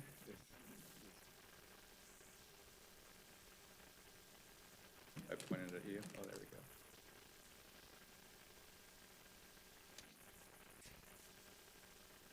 I don't know, Rodney, if you can click through for me. Oh, is that what's going on? There we go. That's why. Thank you. My apologies. I'm going to skip ahead here, but a lot of this was from a presentation a couple months ago. But really, the main focus here was on open space amenities. That was the main focus. So, meeting with the property owner and the developer, we've come to a conclusion that we did need to add some additional amenities to meet your request. So this is what we originally were showing with the amenity plan. We had a tot lot, pavilion, and seating area on the south half of the canal, and then on the north half, we had an open space, grassy area with pathway, and then pavilion, picnic pavilion, and seating. So moving forward, this is what we went back to the table and discussed is, how can we get additional amenities into this development that all age groups could enjoy, from young with the tot lot up to, I'm not trying to bag on seniors, but pickleball courts. So everything in between. So Shuffleboard, okay? Yeah. Okay, there we go. so here we have kind of three main open space amenity areas that we wanted to focus on. The first being letter A, we added a bocce ball court, a picnic pavilion with seating and barbecue stations. We feel as though this can be a, gathering space for all ages. We have a letter B here on the south side of the canal. We have some open grassy area with the tot lot. We do see the importance of that with a community such as this, where we're going to have younger families. We have seating, barbecue stations there. And in the southeast corner of the development, we have pickleball court, seating, pathways, and some open grass areas around. We did want to move that pickleball court to the southeast corner just to keep it away from as many homes as possible. We have seen with previous developments that there have been some concerns with noise from pickleball courts, so it's not an afterthought. We think it actually is in a great location there in the southeast corner of the development. This is the open space exhibit that we caressed a bit. You'll see in the upper right of this slide, there are 2 open space amenities required. We are providing 5 now, and we are at 15% open space for qualified open space, which is about 14.35 acres, just over the 14.06 acres. And then you can see in the legend there on the bottom, kind of breaks out qualified versus not qualified open space. So I want to dive into that a little more. I know there was some discussion at our last hearing about drainage areas and can these actually be utilized for open space? And perhaps going forward, if that is something you like to change with your code, fire away. But we have seen in many developments that these drainage basins are utilized for recreation. For much of the year, they're completely dry. Specifically, these will be designed within this development to infiltrate water within 72 hours. So that would only be during high storm events. For the most part of the year, they're going to be maintained open space grassy areas that can be utilized for children to play in, run in, you name it. And then I also wanted to provide an additional rendering here that just shows, how a typical lot is going to be developed. We have A, which is in that RS6 area, and then B is the RS4 zone area. So this just shows a typical lot, what a house would look like on that lot, and there will be yard space, open space within that lot itself, and they can have their own landscaping. So we just wanted to provide that, so it's just not a bunch of, blocks on a plan. You can kind of see that in more detail there. And pedestrian connectivity, this just further shows the various sidewalks and pathways throughout the development. Anything in green is going to be your 4 to 5 foot wide sidewalks, and then 10 foot wide would be that in blue. So you'll see along the arterial of the subdivision, both along Franklin and Linden there, you have 10 foot wide sidewalk, and then on the southeast side of the development and the northwest side of the development, there will be sidewalks going north-south to cross that canal, so you could get from the north side to the south side. I also wanted to touch on the commercial lot in the southwest corner. I feel like we didn't really address that much in the last hearing, but there is great potential for that lot to develop with additional amenities, open space. We just don't know what that commercial lot will develop as, but, you could have some restaurants there, additional patios, barbecue areas. So I just want you to think of that as you're considering your decision tonight. I do not have anything else at this time, but happy to stand for questions. Mayor? Yes, sir. What's the commercial lot, what's the dimension? Oh, that's a great question here. I do have it in my notes. One second. So Commissioner Bills, that is going to be 6.51 acres. The actual zoning is 8 acres, but the developable lot size is 6.51 after you take into account your landscaped areas and right-of-way dedication. Do you know the dimension? I don't know. Rodney, if you're able to thumb through our application. So from the standpoint of the BC zone, are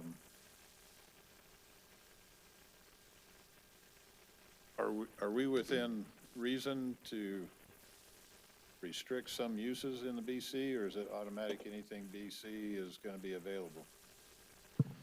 Mayor, for the record, Rodney Ashby, Planning and Zoning Director. Yes, this is an annexation, and you can put conditions on that annexation for what uses could be possible.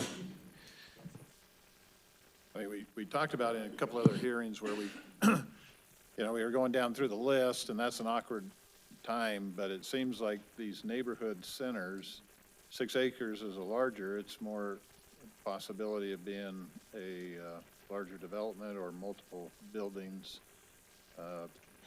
So my concern is we haven't put together kind of the neighborhood-friendly list instead of us trying to go through it and check it down.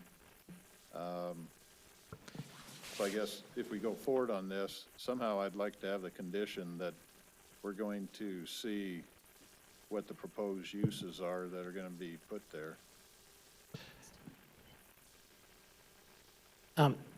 Mr. Mayor I know and you're getting direction. and council, so we were thinking the same thing. So there's some code changes that you're looking at tonight, but the BN zone is the neighborhood business zone, and it's intended to be uses that are complementary to a neighborhood area rather than just the BC zone that allows a lot of, big box stores or whatever. Those neighborhood business land uses, there's some overlap into the BC zone. So potentially what you could do, I mean, since you've already taken a look at that BN zone and approved that, the land uses at least, then potentially what you could do is just say those land uses that overlap to the BC zone that are in the BN zone are the ones that would be approved. Okay, but what I'm seeing on their drawing is they're proposing BC zoning, right? Yeah, so the BC zone has, let's say they have retail, just typical retail. Well, so does the BN zone, but the BN zone might not allow some of those more intense uses in the BC zone. So what you could do is just have whatever is in the BC zone that's also in the BN zone. Those are the land uses that are possible. You could go that direction. I see Daniel took the podium here. Okay, you go ahead, Daniel. Mayor, Councilman Bills, the commercial. You might just announce who you are. Daniel Badger, city engineer. The commercial lot is approximately 515 foot square. 515K square. Yep. Yeah.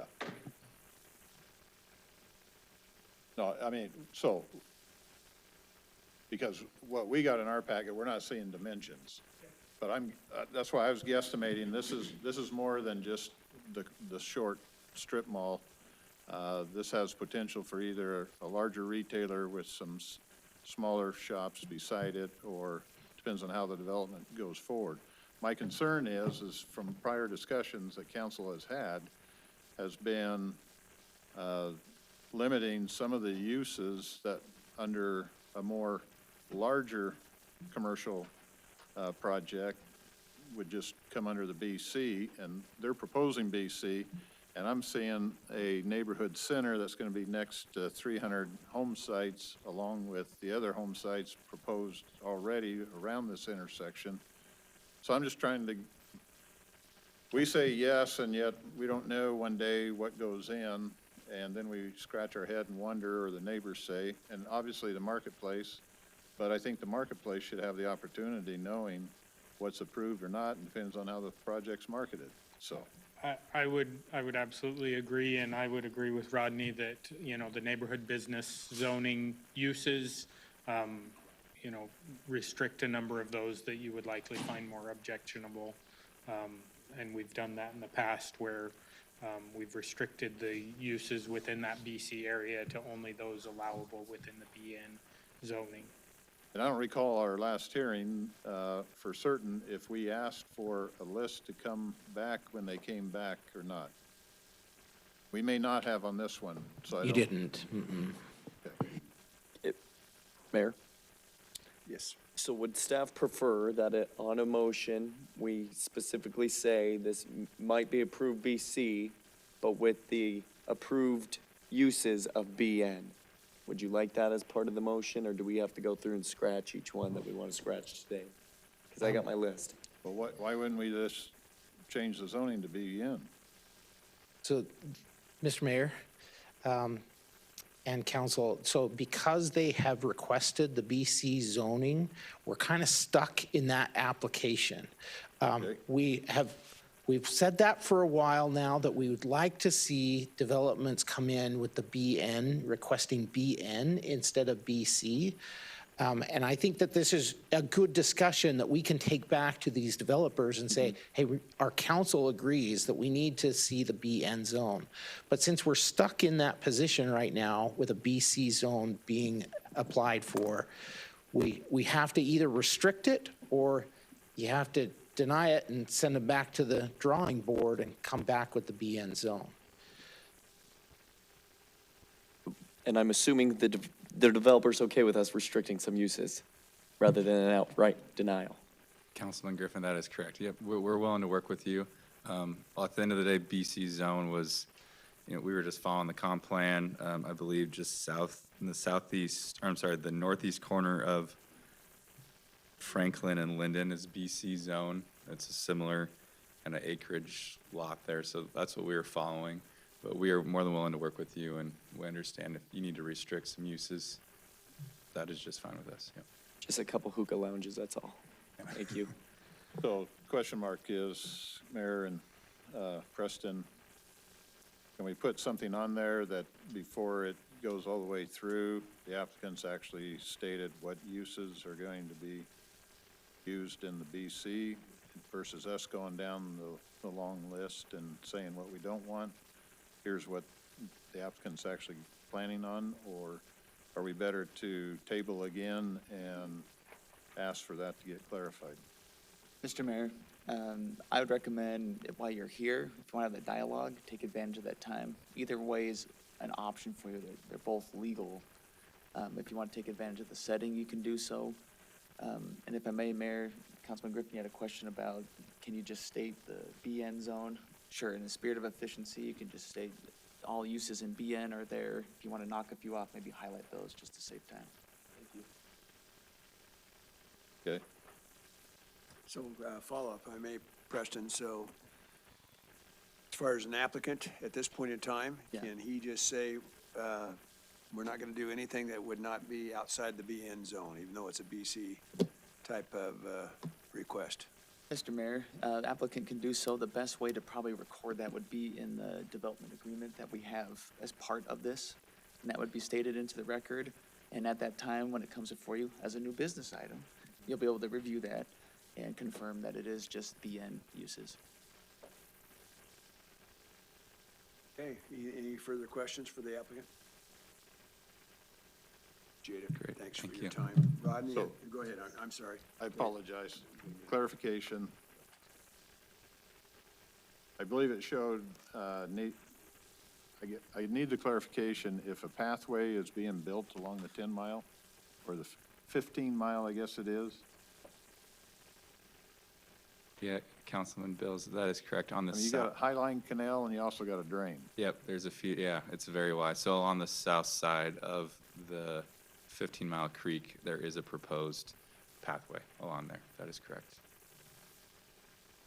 Still for that one. Because Parks had a comment about it, and so I'm trying to make sure this current proposal is meeting what you're after. Cody, why don't you come on up since we're on. Thanks, sir. Cody Swander, City of Nampa Parks and Recreation Director. Mayor, Councilman Bills, I was kind of squinting at the image too to make sure that that pathway was included on there, because I do believe that that was requested from the Parks Division for that regional pathway to be included. So it's on the drain side south. It's, yeah, I believe for the That's what connectivity you're for asking future for. connections, it was the Yeah. south side of the 10-mile drain, yes. Okay.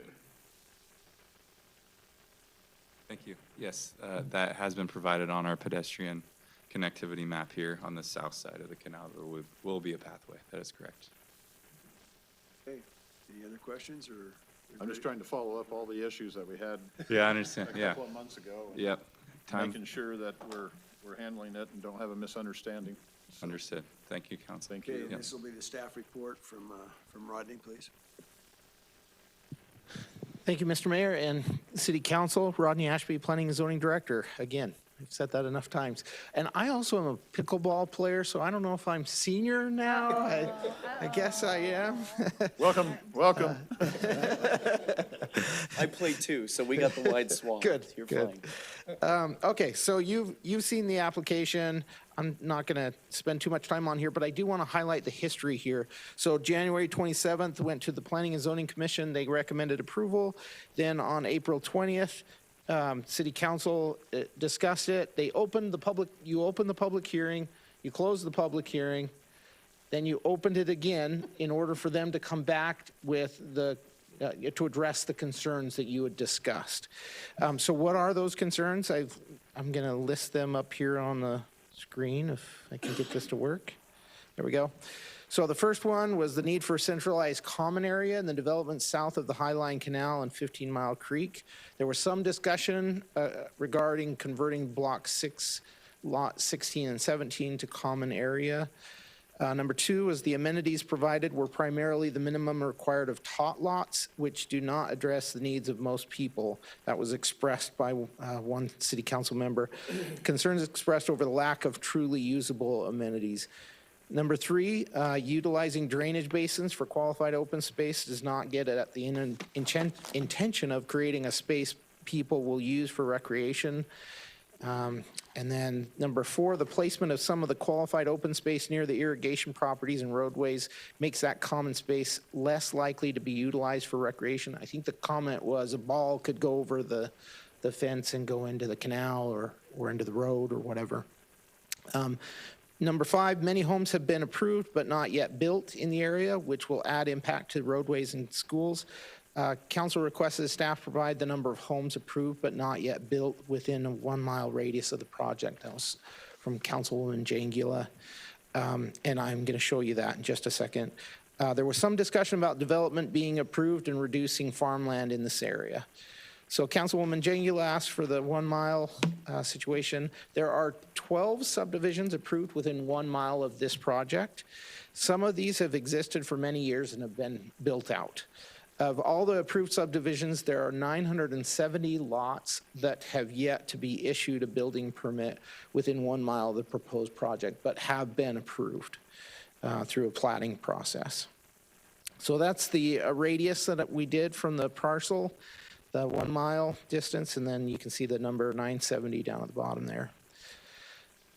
Applicant proposed changes, I think you've heard that, and I've just listed them here. There's their typical lot scenario. I think the idea here is that we're not, when we see these little squares on a landscape plan or a concept plan, you need to remember that some of that will be taken up with landscaping and a yard, right? I think that that's their intention here. There's the amenities that they are providing. Again, they are exceeding our requirement. And then the pedestrian connectivity, we've already had a discussion about that one. And then here is a couple of motions for your consideration, and I'd be happy to answer any questions. Questions from council? Okay, thank you. So- Go ahead. Excuse me, Mayor. Yes.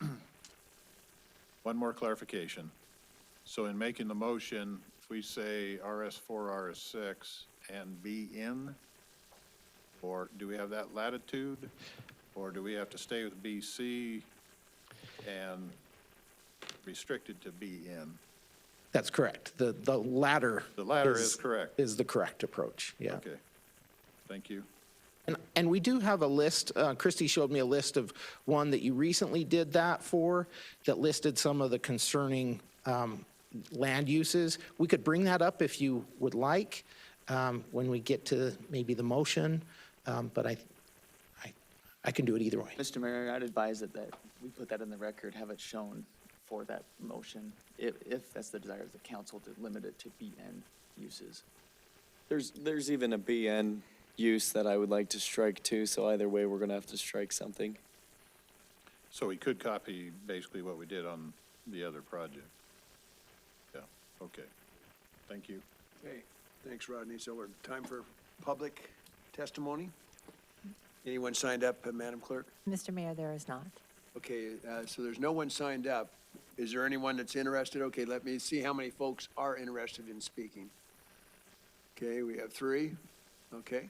So I think, Cheryl, I think you have been here for a long, long time. If you don't mind, allow her to go first, and then we'll go. Yeah, yes, ladies first.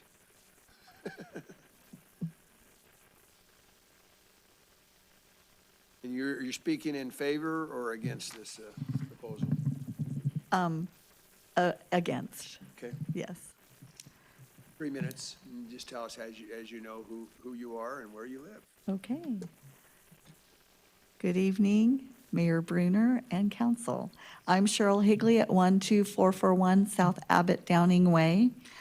And even though this isn't in my neck of the woods, and I hate to beat the drum again regarding schools, but in your packet was the letter from Valley View School District. And I just hate to see these keep being ignored. The tally of the proposed or in process number of dwelling units on these developments that Joey Palmer has listed is almost 7,000 dwelling units. And even though I have no school-age children or even grandchildren in the area, education is really important to me.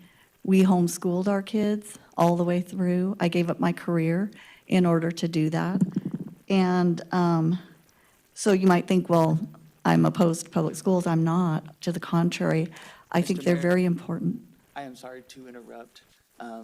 As a reminder, this was a limited scope for the project, and we appreciate your remarks here tonight, madam, but we're here for the amenities that were the limited scope.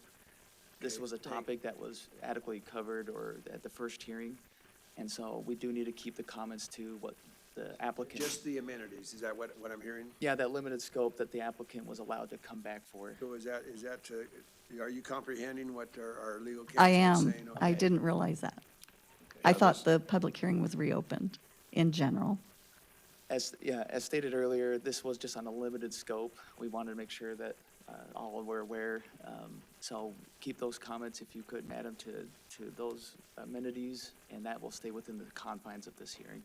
Thank you. So are you able to direct, you're able to? Redirect schools into amenities. That would take a lot of creativity, so please just keep these letters in mind as mainly what I want to say, because I hate to see them keep getting ignored. Thank you. I didn't realize that No, it was that's limited. fine, thank you. And I believe the 2 others that are, and you want to, okay, come on up. And I don't think you were here when legal explained, so. No, I understand. Okay. My name is Jim Blake. I live at 19593 Madison Road, just right next to this project. And I just looked you guys up, that the Nampa, your code, the comprehensive code that you have for 2024, 2040 and 2050 requires 15% open land, which means most of the time it's a park. These items that they have here are not 15%. It also says in your comprehensive plan, anything over 5 acres has to be 15%. Have you done the calculation to make sure it's 15% of the land? That's all I have to say, because I've never seen anything else. We'll have, after the Thank public you. testimony, the applicant will come back, and if you'll go ahead and respond to that, please. Okay, we have one other. Thank you for being here. And congratulations on being mayor. My name is Shelley Montclair, and I live at 19721 Madison Road. It's a sad day for me to know that Mrs. Jangula is not here, as she was one that was here to really talk about how she wanted more green space. She said at the last meeting, I would love to see a ball field where kids can play and throw the ball around. Instead, we got a bocce ball field. I love the pickleball idea. My son's 13 and plays pickleball, and would probably love to go and join that. I know that this is hard because I love the barbecue idea. Again, Natalie, because I don't know how to pronounce her last name, said she wanted no gazebo because the gazebos don't ever get used.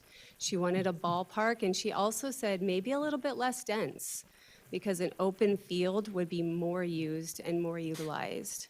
I know that the farmer thinks that the neighborhood is not wanting him to build this. We know it's coming. It's been on the comprehensive plan. However, we're the ones that live there. And just maybe a little bit more thought process into that of, yeah, more green space and not around that canal. I've watched people die in that canal. Maybe not around that. Maybe away from that is the green space, the actual open usable space, and having the barbecues is a great idea.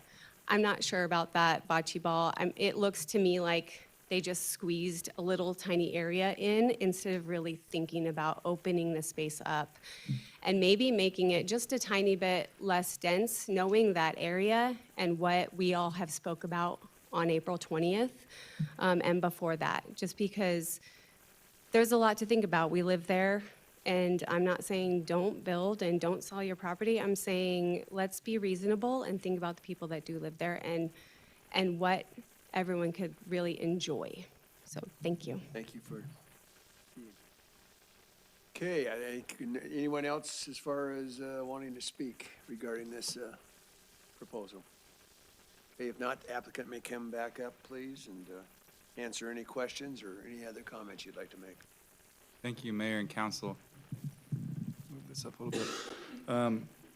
I won't touch on the school. Okay, so regarding the open space, we're not just required to have 15% open space, but 15% of qualified open space. So what that means is usable open space as city code defines. And so we are well above the required, I believe it's 14.06 acres, and we're at like 14.63 acres, which is quite a bit of acreage when you really think about it.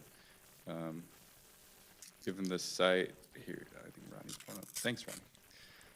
Yeah, we're just over 14 acres. I don't know, what would be a correct amount of open space. Is it 20%, 30%, 50%? But like I said, we're meeting the code. I'm not sure what else we could provide as far as open space goes. In addition to open space, we also went above and beyond with our amenities. We felt that adding additional options for amenities would give the most wide range of user groups to find recreational opportunities. So bocce ball court, I enjoy, and Mr. Asamendi said his dad plays quite a bit.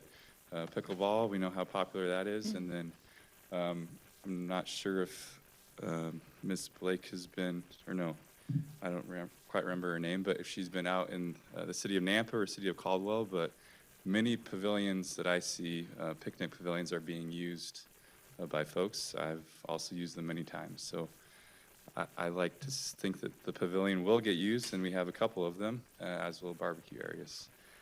I don't have much else to add other than that, and we hope that this development will meet the needs of the neighborhood and be a great development that is, utilized for years to come. We'd also like to note too that, we're meeting the comp plan here.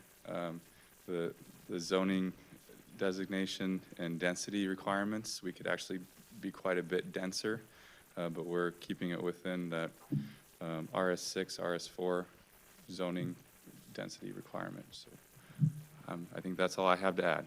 Mayor? Do you have any questions? So storm drain lots, are they part of the list of qualified open space? They are.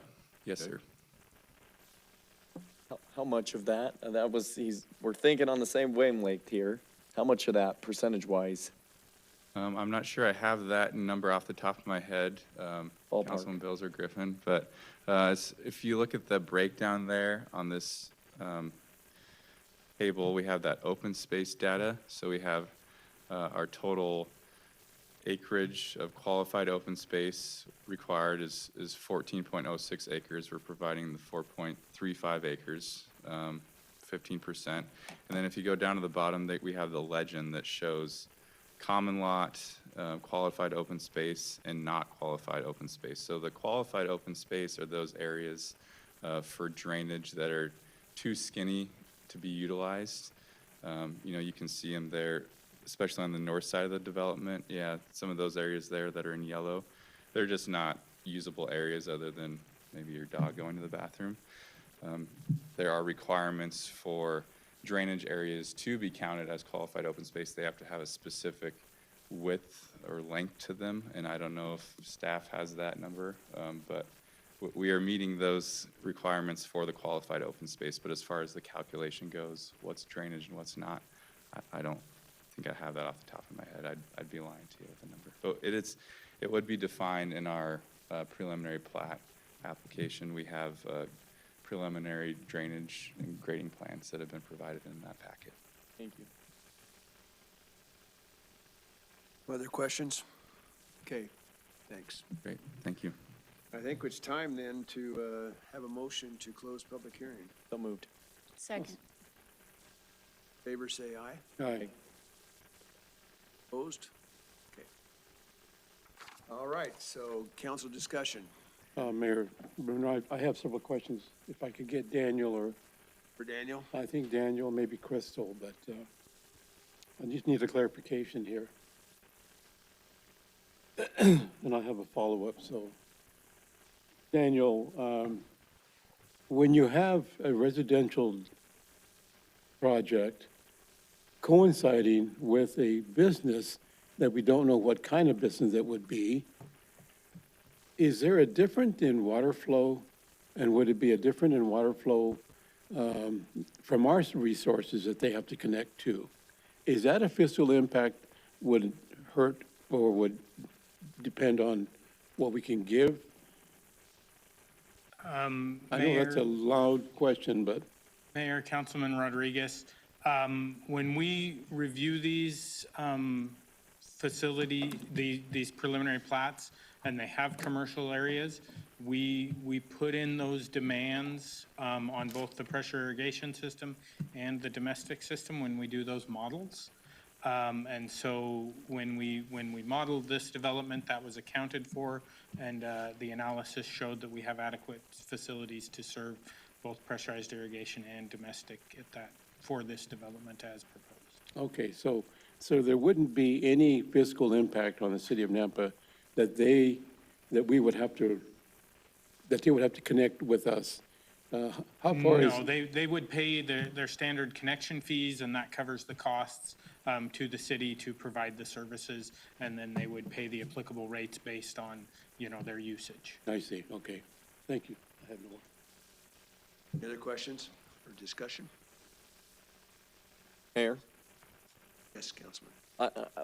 What I'm having a difficult time with, not necessarily this application, but future applications in general, I think this kind of gets grandfathered in, as we've discussed, but I think over the last year, we've been weighing, okay, if we don't know truly the cost of growth and if it's really paying for itself, what do we do as a council? And I know some of these applicants have expensed monies to be able to get to this point, and we've said time and time again, we should allow them to get their hearing, and then we'll discuss. What's difficult is applications keep coming, and we haven't had the discussion. So I just am putting that out there, that I think we really need to get a true comprehensive number of what it costs to build in Nampa, and how much is the city of Nampa subsidizing to be able to make sure that we're meeting our public service standards. I know previously last year, Rick had put out some numbers, we've had some discussions, and it could have been anywhere in the ballpark of $700 to $1,200 per rooftop that the city's ultimately subsidizing if we maintain our standards.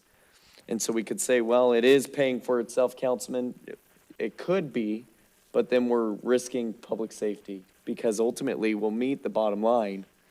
We're just reducing from other areas. So I think this is a pretty high density, and I have issue with the green space allowance on the storm drains. I think this is the third application where I've expressed that, and Councilman Bills has expressed that today too.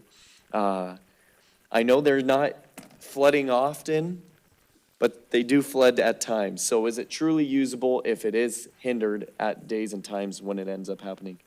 So I think for this application, at some point, I'm going to have to draw a line in the sand and say, okay, applicants, I'm not going to be voting yes anymore.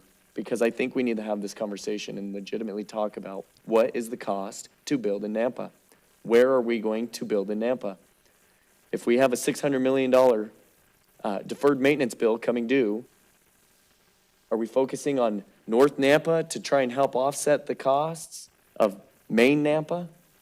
I don't think that's wise building. So a lot of things that I unloaded there. I took the opportunity on a project.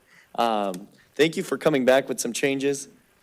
We're not Boise, so if somebody complains about a pickleball court in the neighborhood, sorry, they can find a new neighborhood because they play all day long. I love pickleball. I think we should have pickleball everywhere and in every neighborhood. So other than that, those are my initial thoughts, Mayor. Mayor, Yes. that's so nice to say mayor again. I have a couple of concerns here. I know you had talked about, or we had discussed changing to business or BN. And of course, my issue on that is that allows for multiple housing units to be placed in there up to 3 stories. And one of the issues is the density, of course, as you said, somebody said at the beginning, because we had asked last time how many lots within a mile radius are in this area, 970 that still aren't built out yet. And this area, I live out here, it's really difficult to maneuver in this area already. And then we want to add, with this applicant, it would be another 355 more units. And then if we go with the BN land use, then we have the potential of multifamily units, apartments up to 3 stories high, which then would add more traffic, more people into this area. So as we look at this, I understand wanting to build. I understand the whole building idea and that it's going to happen, yes, and all of that. But we also have to be wise. And I don't believe there's such a thing as smart planning or smart building. I think we have to have some wisdom on how we are building. Yes, we have the comprehensive plan, and yes, this is following that, but at the same time, is it the best thing to do right now for this area? And I say no, it is not. Because we're playing catch up right now to try and get things done for what is coming already in this area, what has already been approved. And I think we need to slow it down and perhaps even, not allow this many units to be placed on this amount of acreage. So that's my soapbox. Any further discussion? Mayor. Sir? So, this is frustrating to me because we've told the applicant exactly what we want them to do. And developers, and then they go to all this work and trouble and they come in here and we tell them, no, we want this amenity, we want this, that. You know, I'm like, have you ever developed anything? Probably not. Councilman Bill certainly has, and spent a lot of money doing it. But I don't think it's our place to tell them what we want for amenities. And if they follow the plan and what's in code, then I think that if we don't like that, we should change that code. And as far as growth, we haven't reached saturation point. I've talked about this before. And smart growth is exactly that.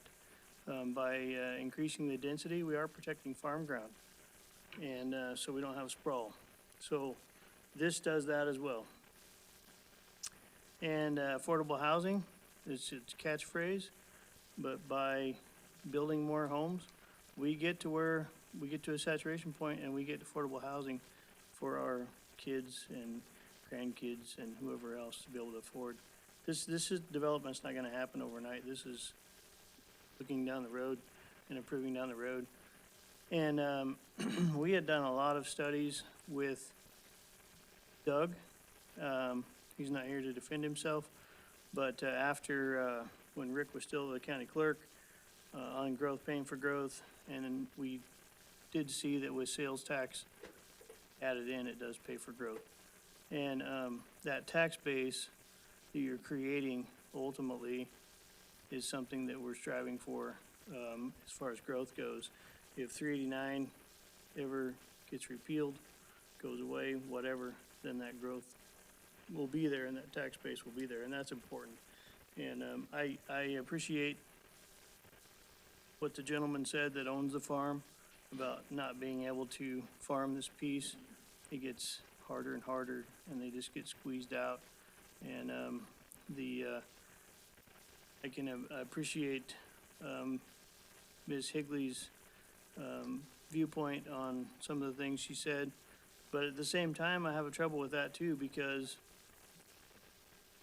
one of the reasons why we're growing and we're creating space is people that are moving here, like Ms. Higley. So that's taken into account as a native Idahoan, and you know, we have faced this problem of people coming here, or challenge, I would say, not a problem, but a challenge. And we're trying our best to address it as we grow. Growth is inevitable, it's gonna happen. Let's just be smart about it, and if we don't like the code, let's change it. Mayor Bruner? Yes, Thank you. Councilman Rodriguez. So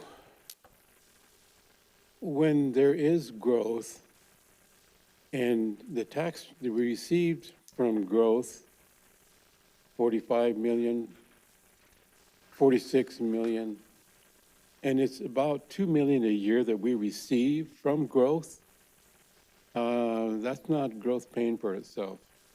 Right now, the city of Nampa is funding growth. And that is a mechanism that we need to stop.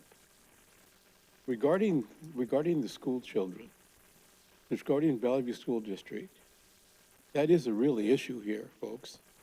When you have so many children that can't attend, not enough school, because there isn't enough room, then that is part of the growth benefit and issue with our north area. So the one thing about this project is a density issue with me.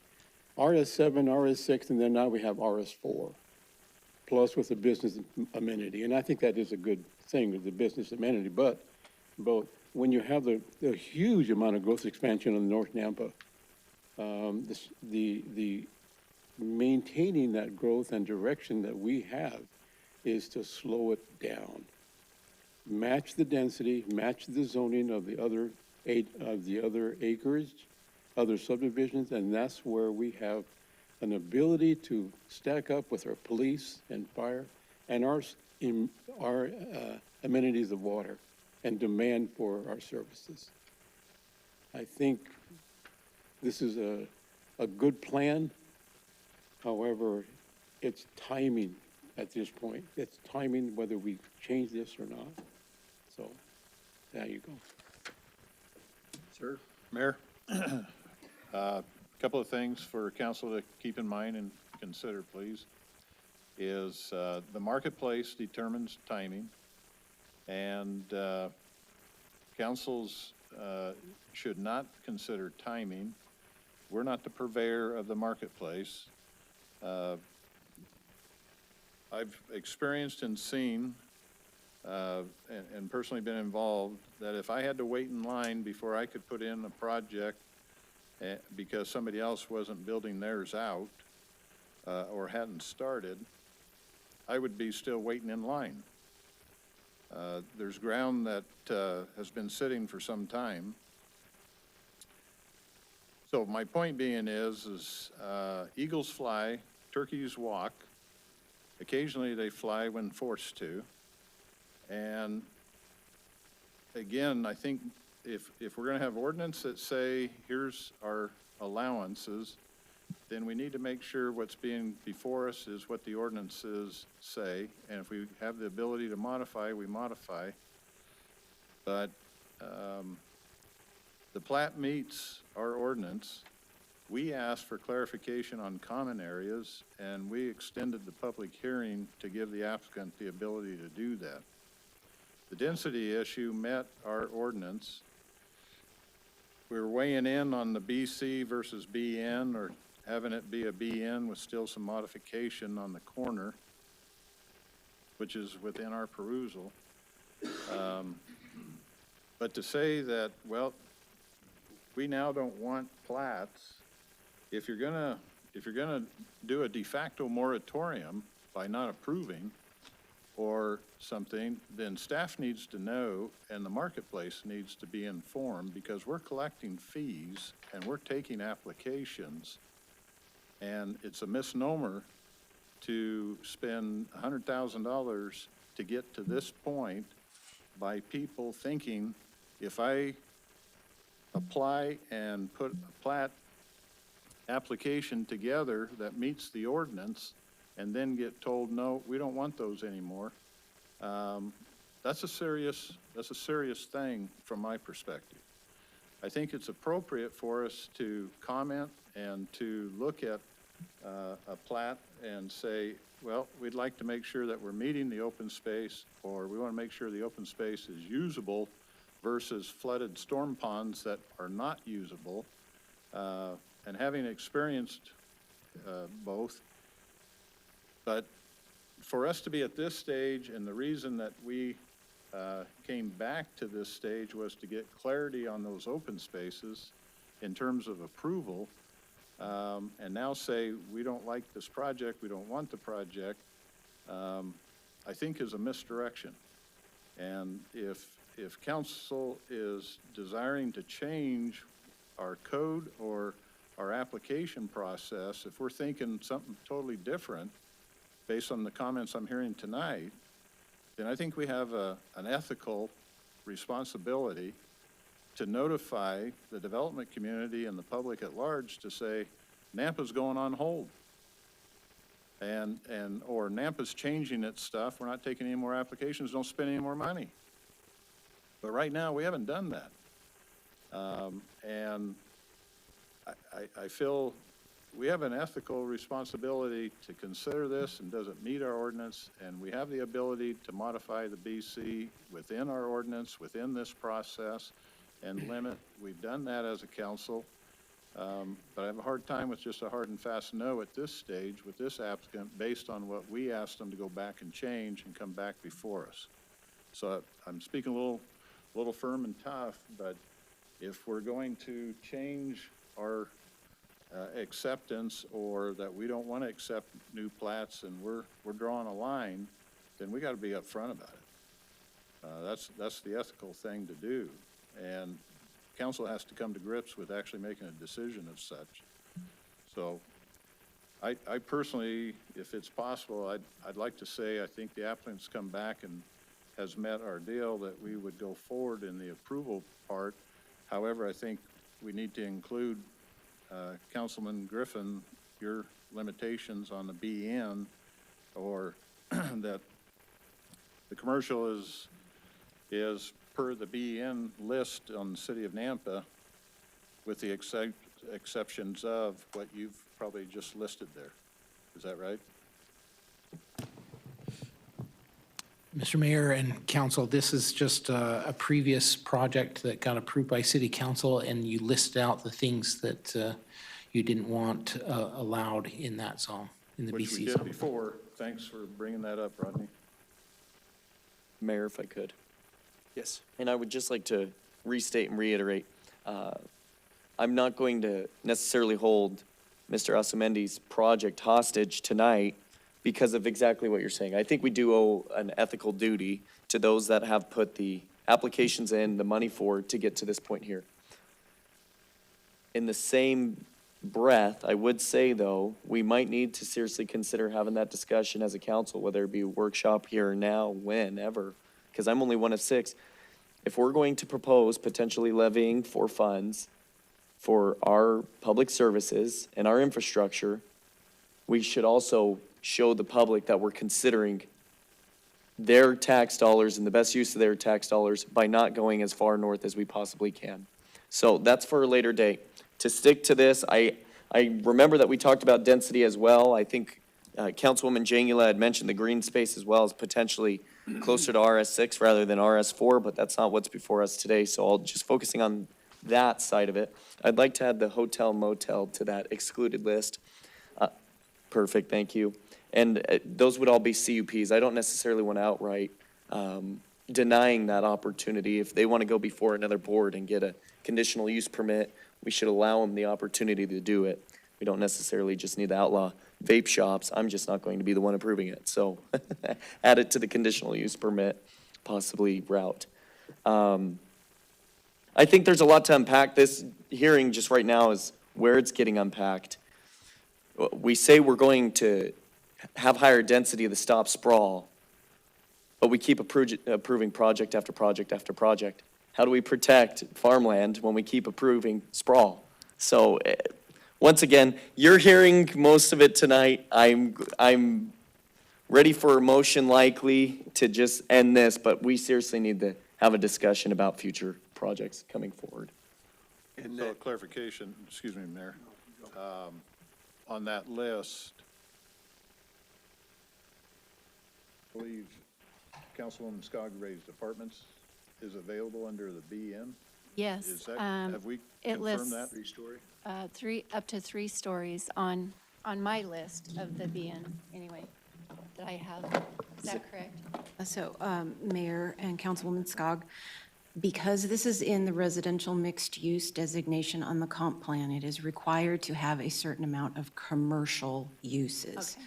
So because they've already exhausted the residential uses with the lots that they're proposing, this parcel would have to stay commercial. We would not be able to do the conditional use permit for any kind of residential.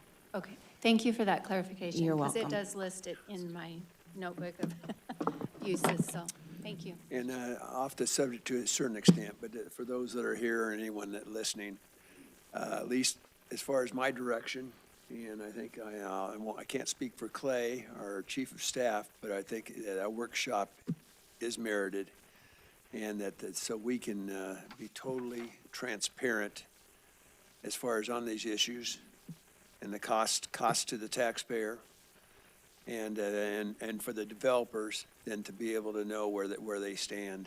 So Councilman Bills, I totally agree. From an ethical standpoint, this needs to be accomplished. So hopefully within even the next 2 weeks, I would hope that we can get our heads together and discuss this issue. Okay, any other discussion? Otherwise, we're ready for a motion.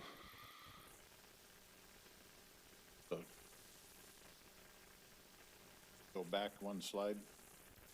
I'd make a motion to approve the annexation zoning as allowed and be in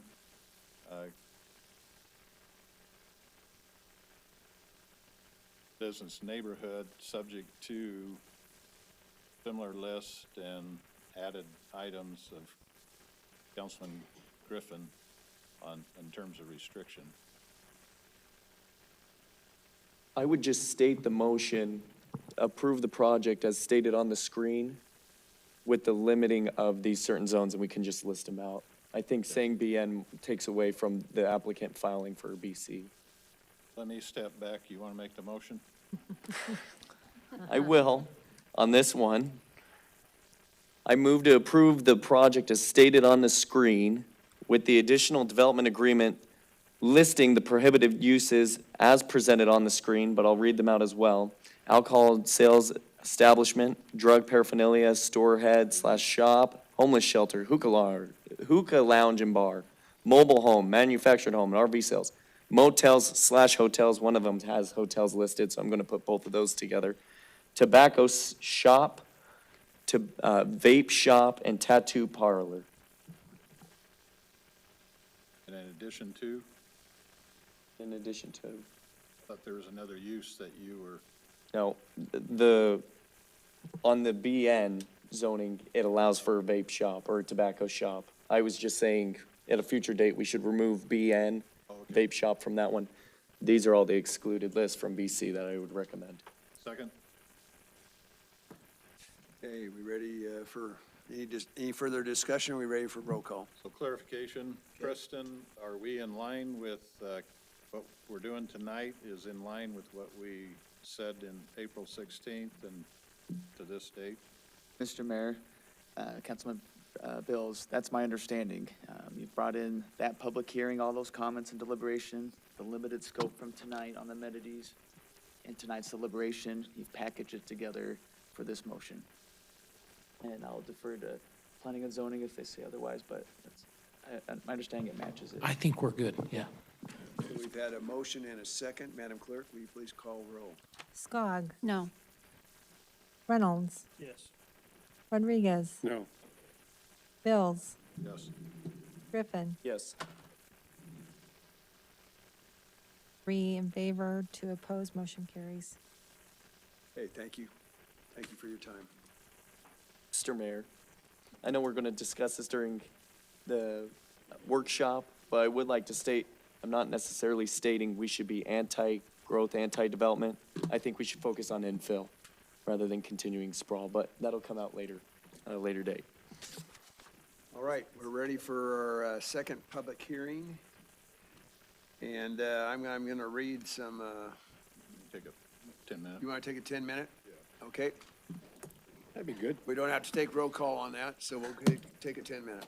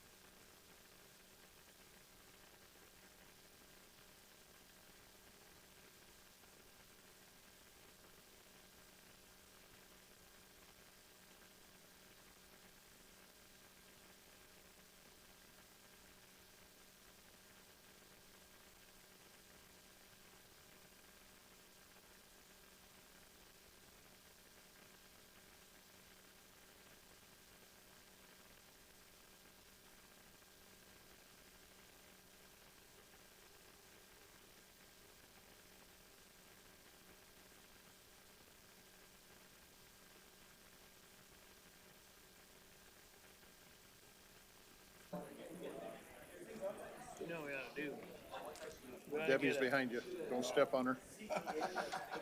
It's normally elbows people have to watch out for.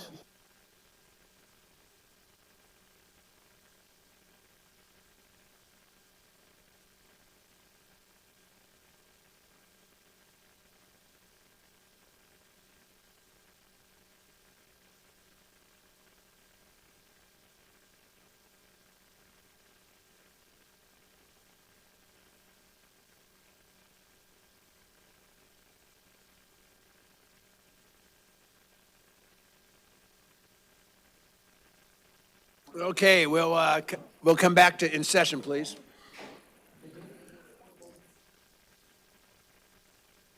We're going to make a slight change in agenda. We're going to move to an action item, which is 5.7, and that's to authorize Chief of Police to sign Motorola Brink proposal to acquire drone as a first responder. This is a 5-year agreement with a total price of $560,000. So moved. Okay. Is there a second?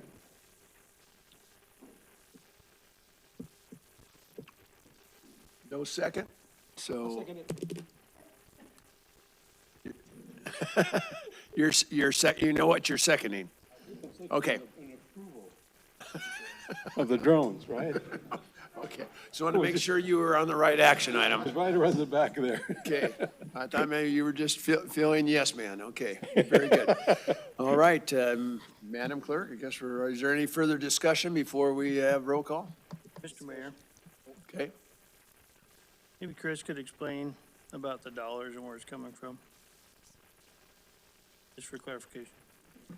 Of course, yeah, Mayor, Councilman Reynolds, so for FY '26, we do have $116,000 budgeted, and it depends on the council's will on whether or not we want to pay that, the full price, I believe is $560,000 upfront, or pay the annual costs. In speaking with Captain Skoglund, he did make me aware of a clause in the agreement that states there is the possibility of the company adding an additional charge if CPI passes that 3.5%. So if it is the will of the council, we can pay it all up front. We're going to use cost savings from the FY '25 budget in order to cover these costs. Thank you. okay, Councilman, it looks like you're ready to say something here, Councilman. Thank you, Mayor. I try not to speak to every issue, but it just happens to go that way. Where I have pause or a little bit of hesitation is just in the discussions that we've had with police and how do we allocate those extra dollars? What's appropriate for those extra dollars? Should they go back to staff or should they go back to projects? I think it's just worth bringing up. Councilman Bills can probably speak to it as well. I don't know that he wants to, but I think we're balancing a difficult thing in the middle of negotiations. And so that's where I'm just trying to think through, probably till the very last second, the direction that we should go on this. Is there any further discussion? Council President, I'm sorry, David. Mayor Brunner, this money has been saved up from the last year's budgets. It doesn't cost the taxpayers anything. But just to clarify, I want Lieutenant Chad to come up and give us a little information. Good evening, Mayor, Council, Lieutenant Chad Shepard of the PD. First, I'd like to address the clause that was brought up for the CPI. So there was a packet that was submitted, and then a modified packet that was submitted or dropped in front of your stations earlier tonight. So to clarify that, the 3.5 was originally 3. Doug Racine asked for Motorola to move to 3.5, which they did. The additional language in there states that if the 3.5 gets enacted, it is up for renegotiations beyond that. So the language is very friendly towards Nampa City. There's not an obligation to accept their increase. Councilman Rodriguez, did you want me to go into some of the details as to why we purchased the drone, or what was your request of me? No, I think that's fine why we purchased them, but just the issue is payment of, and the financing and the funding of it. And I understand that even though it costs that much, that you're going to be able to split those costs up yearly, correct? Correct. Yes, there was, so the way the contract's broken out is, and again, like Finance mentioned, Racine suggested that we can either pay for it all at once, depending on the council's will, or the first year, based on the contract, is a no cost to us, and it's $140,000 for each year after that, so it's a 5-year contract. And already you do have 300 and something thousand in the bank ready to just be transferred over. That is correct. That's from the, I believe, it's the FY '25 budget. Yes, thank you. I have no further. Mr. Mayor. Yes, sir.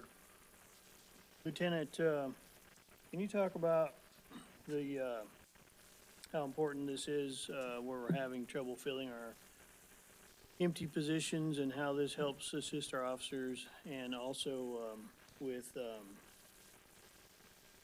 understanding if we need to send everybody, send the cavalry, or we need to send one person or nobody?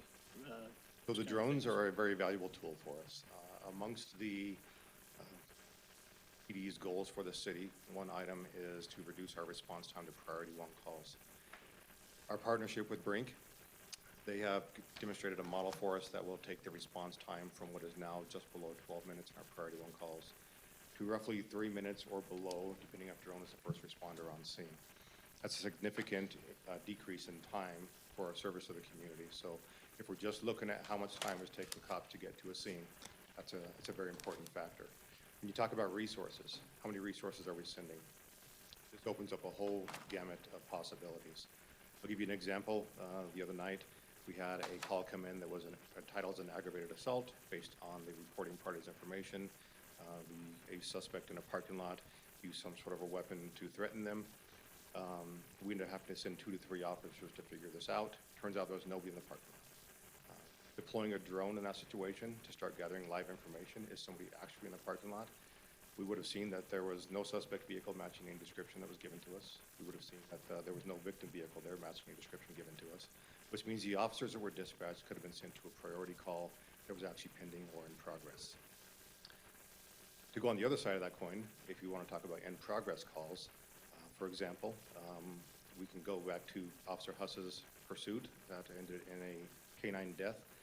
What happens in that call, if you remember back in 2024, we had a pursuit related to a drug crime. Officer Huss gave chase to the suspect vehicle, which ended up rolling into a field. Suspect was detained, but they gave information saying that there was a second suspect in the vehicle. The original intel also told us that there was a second party in this drug deal. So we had a reason to believe that. The problem is they crashed in a cornfield, and those of us who live in this area know that cornfields can be very, very problematic, not just for responding officers to clear the cornfield, but for perimeter in general. So if we're looking at the, let's say, this county mile, right? 4 corners, how do you get officers to that location to try and contain that? And then if you do get 4 officers to 4 corners to contain that, how do you guarantee no one slipped between the cracks? Utilizing the drone puts us up in a position of air superiority, for lack of better terms, where you can see down below and direct officers to if there was someone running in the field, someone running out of the field. Or with the drones we've chosen, there is a thermal capability where we could direct officers in to a scene to better use our resources. Just some of the examples I have for you, I could go on and on about the benefits to this package and why we believe we need it. Mayor, for a follow-up. Yes. Can we track down the electric motorcycles with them? So here is, that's interesting you say that. It's much more cost-effective to do this than it is to throw spikes out and injure people. So in this circumstance. Saves on lawsuits also? It might save some lawsuits as well. So the electronic bikes, you may have a picture in your mind of juveniles who are riding those. They're across the board. Right? The other day, we had a suspect driving in a reckless manner on an electric bike on Idaho Center Boulevard, weaving in and out of traffic, causing concerns for the regular motorist and law enforcement in general. One of our officers responded to the scene and gave chase as much as he could. The devices are much more adept to evading us than regular cars. So what happens is he loses the e-bike. Once he gets around the corner where the cop can no longer chase him, he ends up ditching the e-bike and walks away. What we found in law enforcement is that if we don't need to chase somebody, they'll continue their activity. But we could launch a drone in this scenario, get above, get a visual where they go, and then dispatch an officer to the location. It's much safer for the public and for the e-bike person. Eventually, we'll get our charges and, under some circumstances, seize the e-bike. I have one more question, Mr. Mayor. Just one? Just one. Okay. So,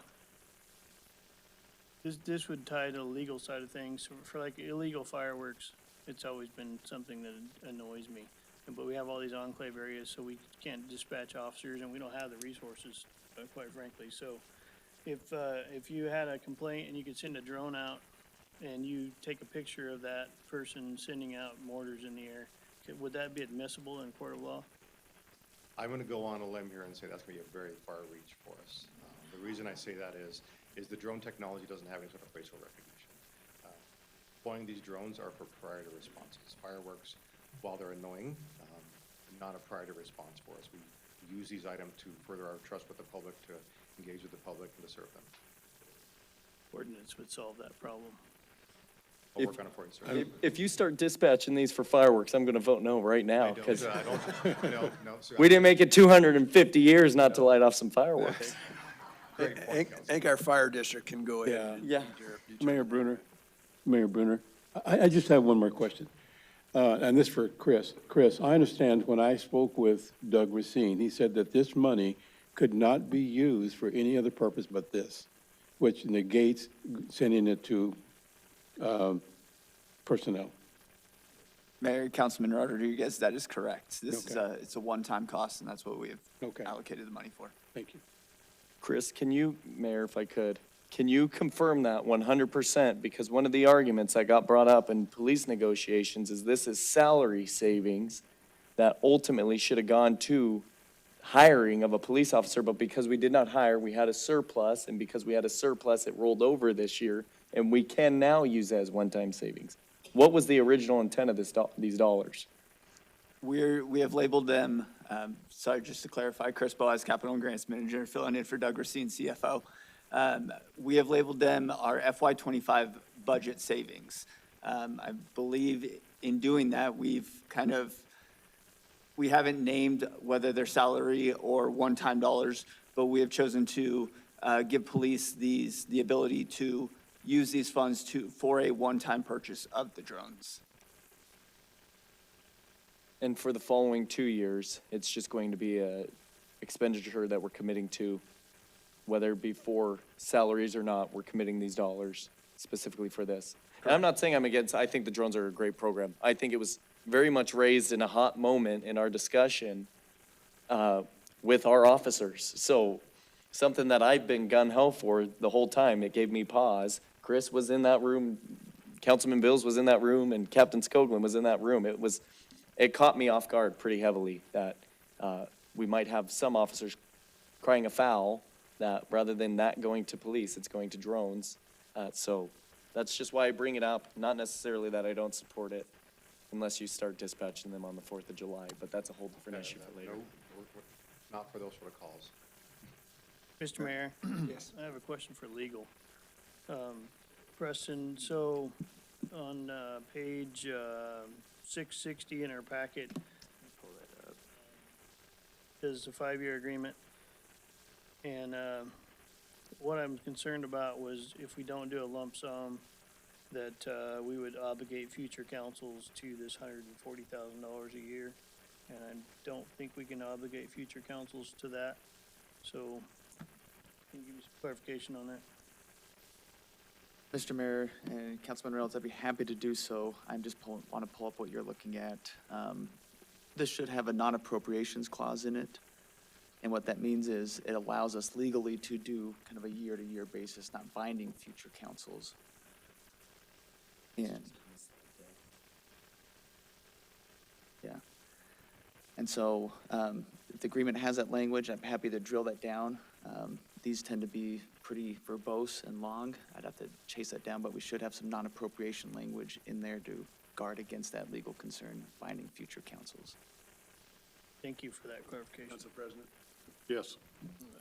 So the question is, how many drones do we have currently either we own or under lease? Well, as luck would have it, I have some counterparts in the room who could help with that question. I'd ask Sergeant Clint Wilbur to assist me with that answer.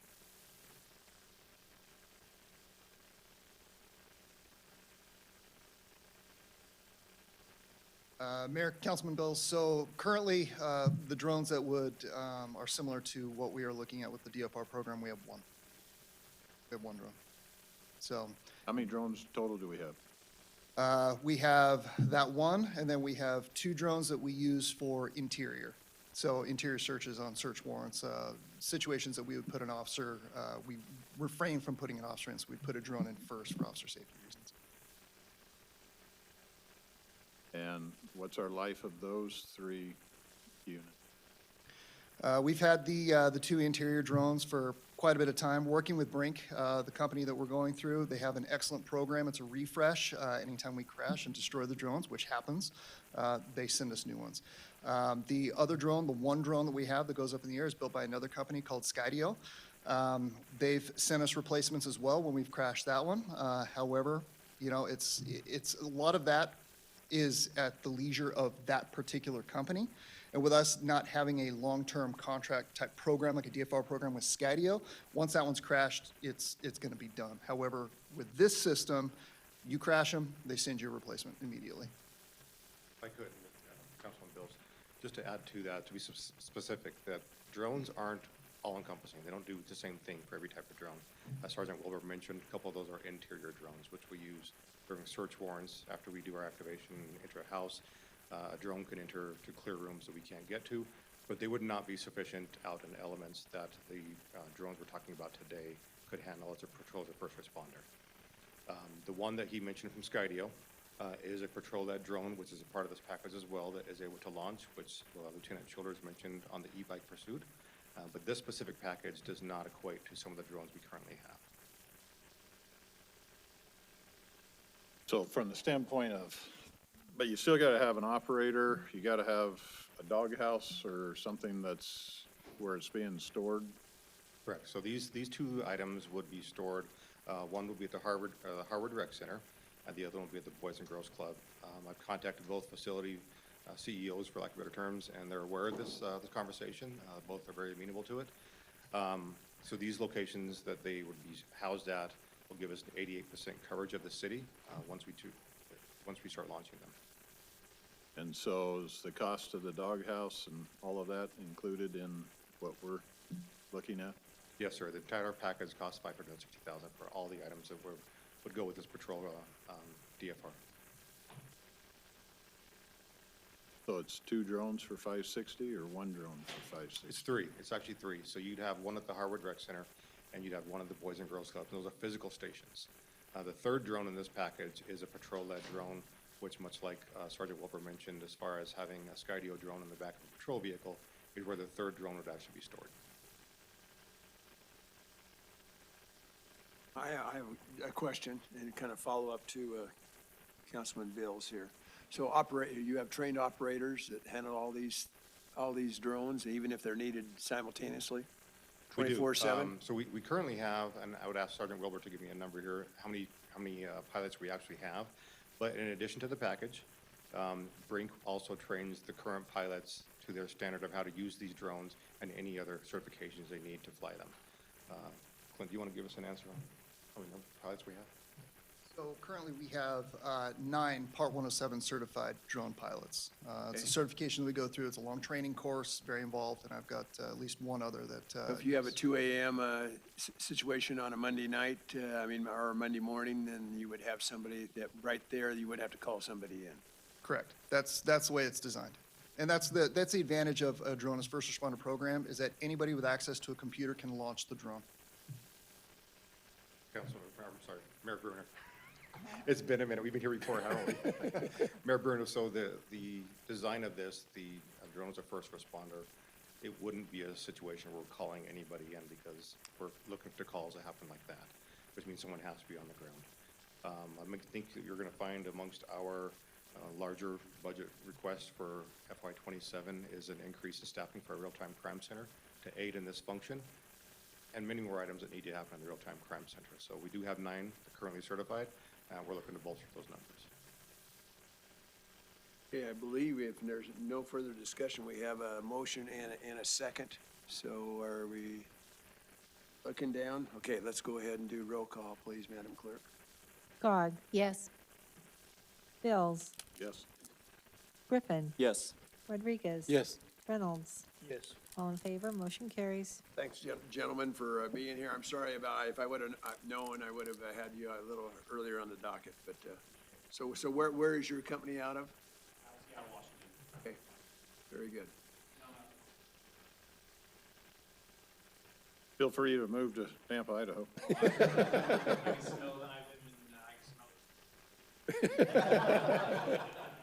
That's right. Thanks, Lieutenant. Was it the 3 cowboy hats that gave it away, or what made you smell freedom?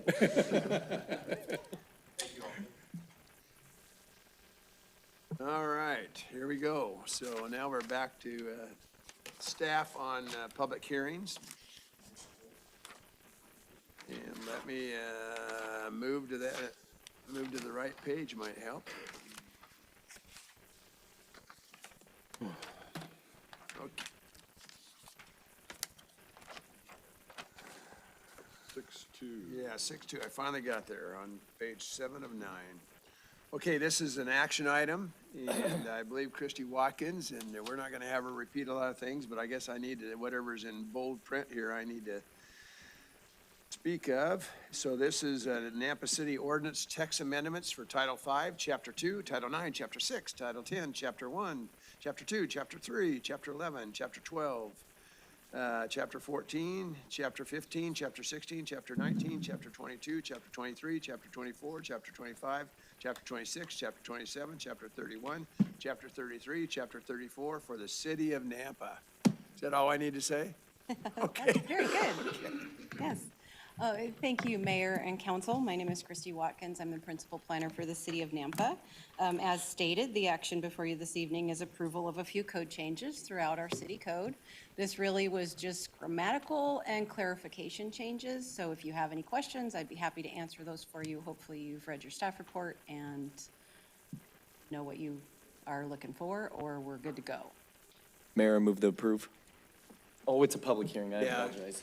Nice try, though. Okay, no, nothing for Christie here, so is there anyone left in the audience that's interested in testifying regarding this issue? Mark, you're not gonna do it? Okay.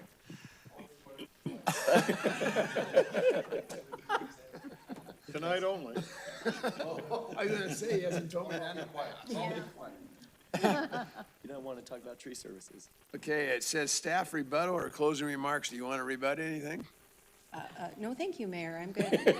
Don't mess with a good thing. All right, so now we need a motion to close. Move to Second. close the public hearing. Okay, all in favor? Aye. Aye. I think I heard all ayes.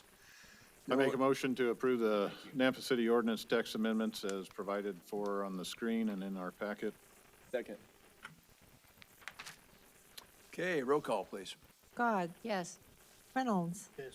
Rodriguez. Yes. Griffin, Yes. Bills. Yes. All in favor, motion carries. All right, Doug, you're going to be next, it looks like here. The 6-3 is an action item, comprehensive plan text amendment to remove language recommending developments, 5 dwelling units per acre or more, be required to get approval of a planned unit development or a master plan community for the city of Nampa. Thank you, sir. Thank you, Mayor, Council. Doug Critchfield, Principal Planner over Long Range Planning. This is a section of the comprehensive plan within the land use section. There's a statement in there that says that developments that exceed 5 dwelling units per acre should be a planned unit development or part of a master plan community. Those two tools, a PUD and an MPC in short, are tools that a developer can use to increase density or request changes that are outside of the norm in the zoning code, and those are tools for that purpose. This has created some confusion with developers and the development community and the public about what the purpose of this section of code is for. Staff has reviewed that and has recommended that this be removed in that the subdivisions that are proposed within the medium density residential land use designation from 2.5 to 5 dwelling unit per acre don't have to use this same tool. So to make it contiguous for the entire medium-density residential, staff recommends that this be removed.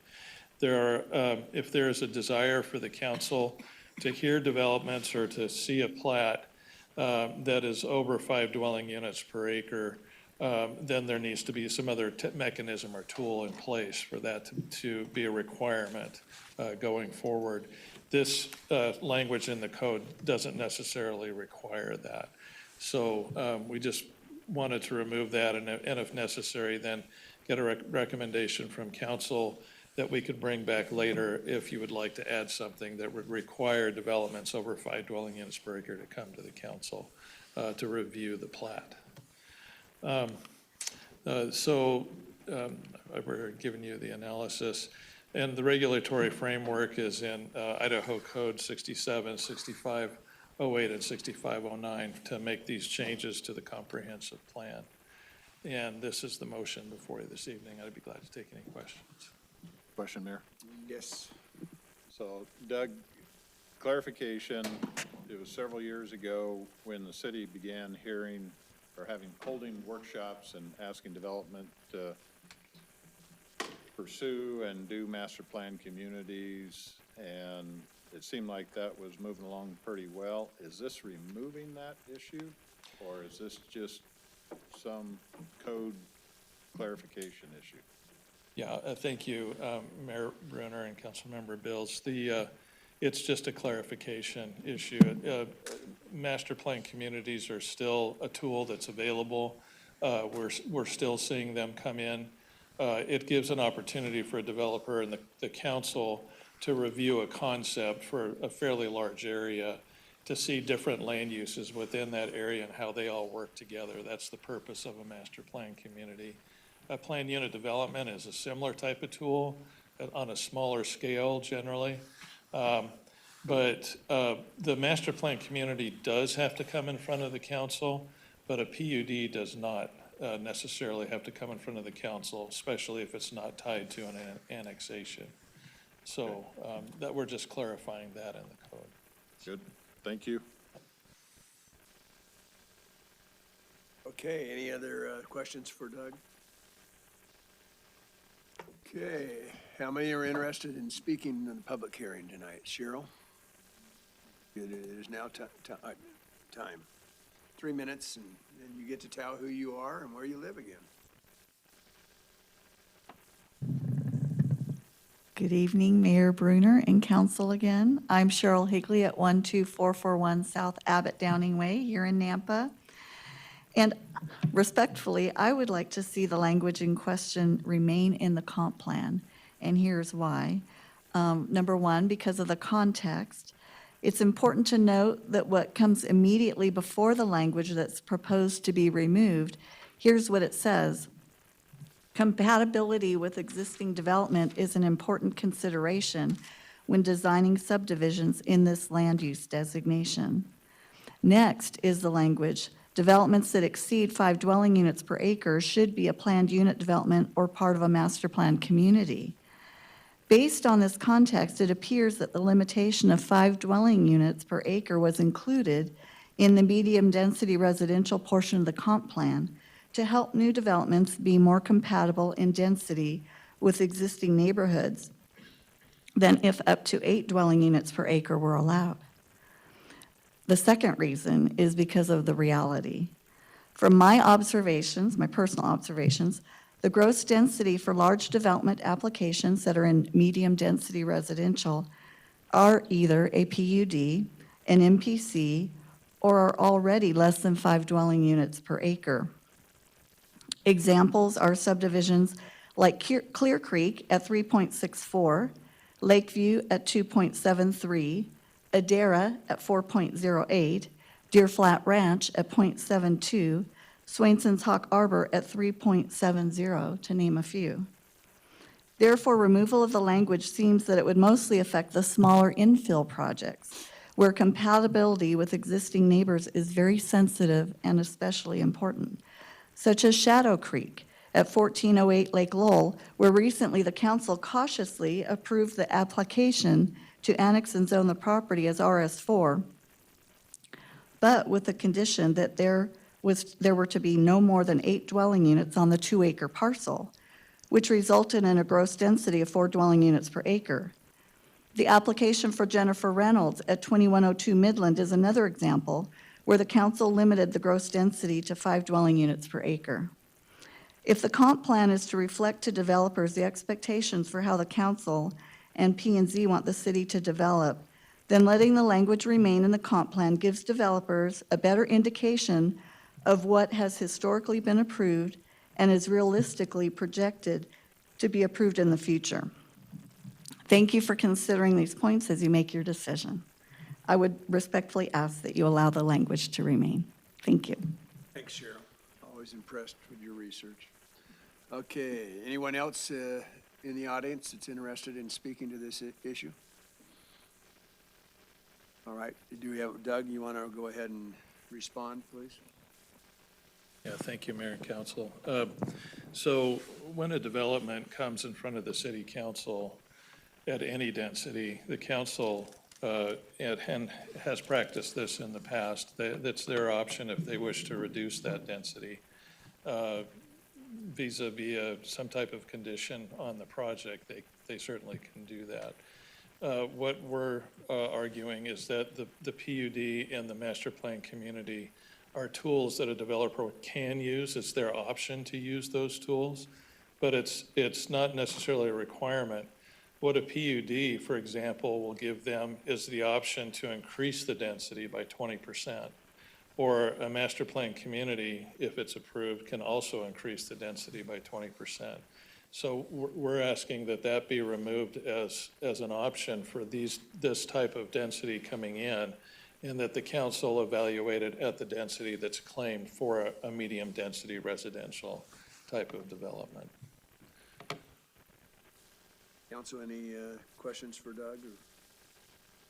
Or not, I think we're ready to close public hearing. Get a motion. Mayor, Doug, need a clarification, because you're saying sounds good, what Cheryl has testified sounds correct. I'm trying to see, is there a particular part of the code that we're missing, or the issue here? Or I guess I'm a little confused on that as to this particular area of the code, the importance of removing if our actions in prior have kind of gone in. I guess I need a little more clarification. Like Rodney, you're going to give that to us? I'm not sure I have all the answers here, but I will just say that this language is in a comprehensive plan that is guidance, right? So it is not in city code. There is no standard that says over 5 acres you shall do a PUD in city code. There's nothing. It's a guidance in the comprehensive plan. What we're suggesting is that it doesn't change what you see when they bring a project forward to you. Excuse me. If they bring a project forward to you in an annexation and a plat, that you're going to see the same thing, whether they've applied for a PUD or not, and you still have the same capability to require restrictions or reducing density or increasing density, whatever. You could do all those same things either direction, if there was a PUD or not a PUD. What a PUD does, though, is it costs them more to go through the process, and it allows them some capability to adjust their density beyond what our normal limits are. So potentially with a PUD, you could increase your density beyond the maximum that would be allowed in that designation on the comprehensive plan. So this just gives them, a PUD gives them more options for developing in different ways, and we're just suggesting that this shouldn't be a requirement on anything that is over 5 acres. That's a case-by-case basis. When they decide that they need a PUD to achieve something different, then they come before you and request it. But you can still restrict it. And so the comments that were made, I respectfully, I just disagree with. I don't think that this is limiting in any way. The PUD requirement is not limiting densities in any way. It is just giving them an option, and it's costing them more. Thank you. Yeah. Councilman, you're kind of set straight up. Do you have a comment? Okay, all right. Okay. Trying to stay away. All right, so are we ready to have a motion to close public hearing? Second. Your choice. I'll take the second. I'm leaving that up to the Madam Clerk here, who that was. Okay, so we need, all in favor, say aye. Aye. Aye, all agreed. Any council discussion before the vote? Nope. Do we have a motion? Mr. Mayor, I move to approve the comprehensive plan text amendment to remove language recommending developments 5 dwelling units per acre or more be required to get approval of a planned unit development or a master plan community for the city of Nampa.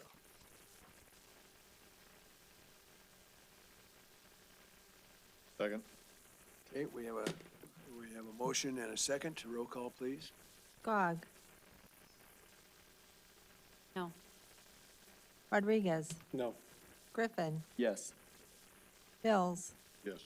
Reynolds. Yes. 3 in favor, 2 opposed, motion carries. All right, we're ready for the mayor's office, and Amy, this sounds like, she looks like you're ready. I thought both of you were gonna be up here. I thought you were gonna carry a banner. Okay. So this is Chief of Staff Clay Long that'll be bringing communication regarding his responsibilities. Good evening. Let me pull this up real quick.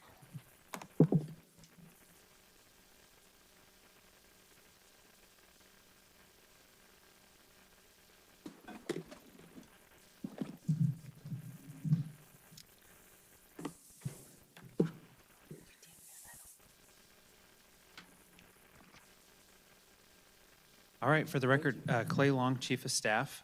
I just wanted to go over briefly, the last time we had a conversation with council on the function of Chief of Staff was in January at the council workshop when we talked about the operational structure of the city. And as you know, we've gone through a lot of change over the last 6 months, but I just kind of wanted to reemphasize what and how that position is shaped at this point and answer any questions that may come in. So starting back in October of 2025, council approved changing city code and adding the chief of staff as an appointed position. In that appointment, the description of that was that the chief of staff shall plan and direct all administrative, financial, and operational activities and provide oversight and guidance to projects for the city. As you'll know in that section of code, it's a similar of 1 to 2 sentences within each of those positions. And then from there, we take that and mayor, who has authority over those positions, identifies what that job description specifically looks at. In December of 2025, we worked through the transition planning and process with Mayor Hogaboam and identified what his administration planned and how it planned to use the chief of staff function. And then in early January, presenting to directors and staff, we articulated out the function and rolled reporting structure and how the position would serve. Later in January, I presented to council and gave, again, a high-level overview of that. The intent was that we were going to look at it in March and see what changes or modifications needed to be made before we formalized the job description. And then that turned into June.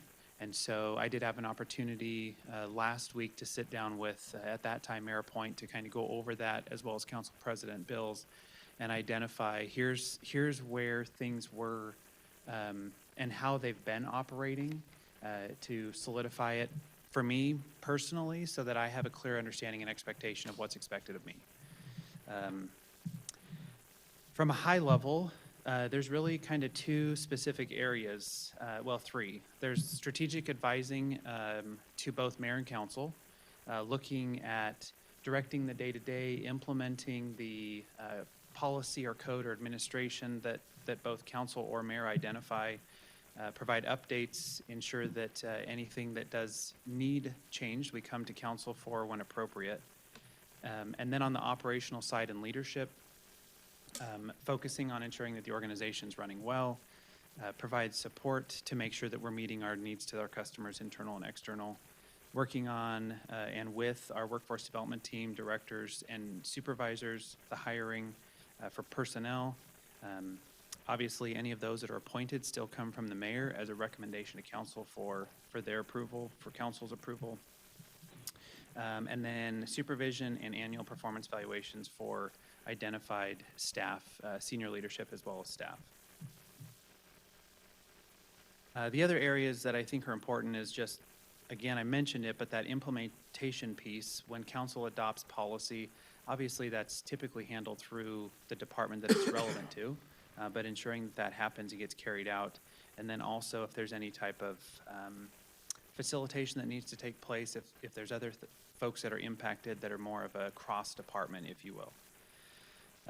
The coordination and oversight pieces, and then also working with the mayor at that request and as directed for relationships, external and intergovernmental representation. I know that's a lot quickly, but that's really it. I just wanted to give a high level to this group as a follow-up from the last time we talked. I know this was originally on an agenda earlier. After the conversation and discussion, I think it was more appropriate that this be an update from an administrative function of the mayor or mayor appoint, as opposed to coming to council and having council adopt something separately. And if that, Seeing on the screen, council questions. Any questions? Mayor? Yes.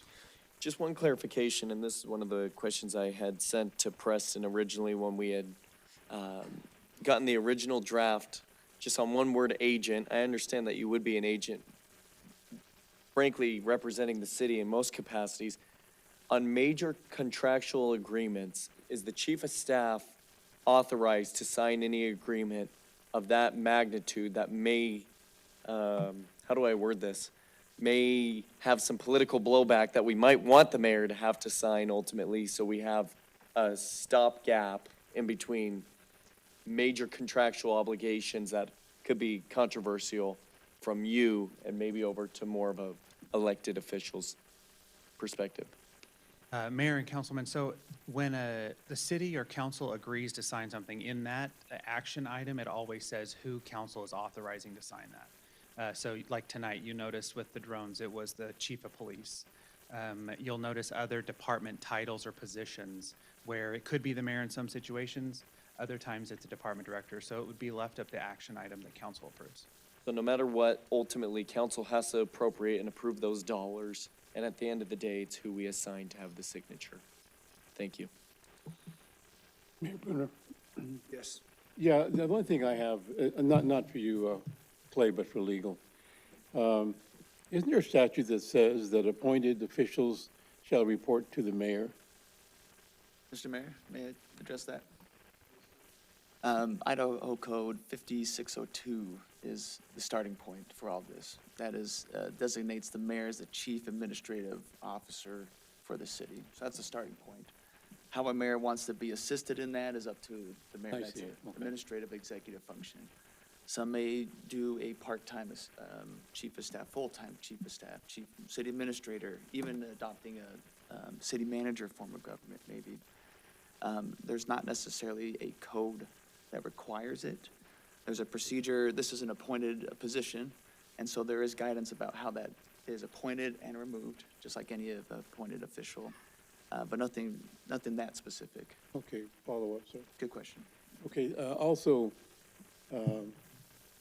in order to continue with this, and I think Clay's done most of the responsibilities he lists anyway,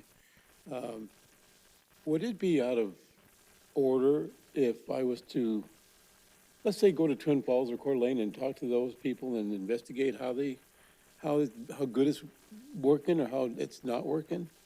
Or am I just, because I'm legislative, that I shouldn't do that? Mr. Mayor, I can speak to the legal side. I think that's maybe more of a council, Mayor. I believe, I don't want to speak out of term, I believe there was some research, I think it was mainly though, with Coeur d'Alene area? Coeur d'Alene. Okay.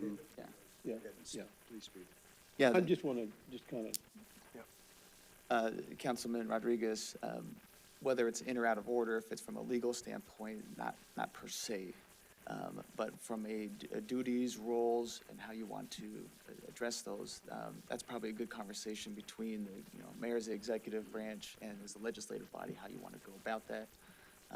Legally, it may not hit on any of those issues right on the head, but more of an administrative operation question. I see. Okay, thank you. Mayor, Yes, sir. couple comments. I wanted to make sure that we don't cross that line of state statute that talks about the city manager, strong mayor form of governance. And I think it's important to have clear definition for the directors of who they're reporting to. And that's worked out between staff and the mayor. I think that the last thing that's really important is that we are a legislative branch, the mayor's office is the executive branch, and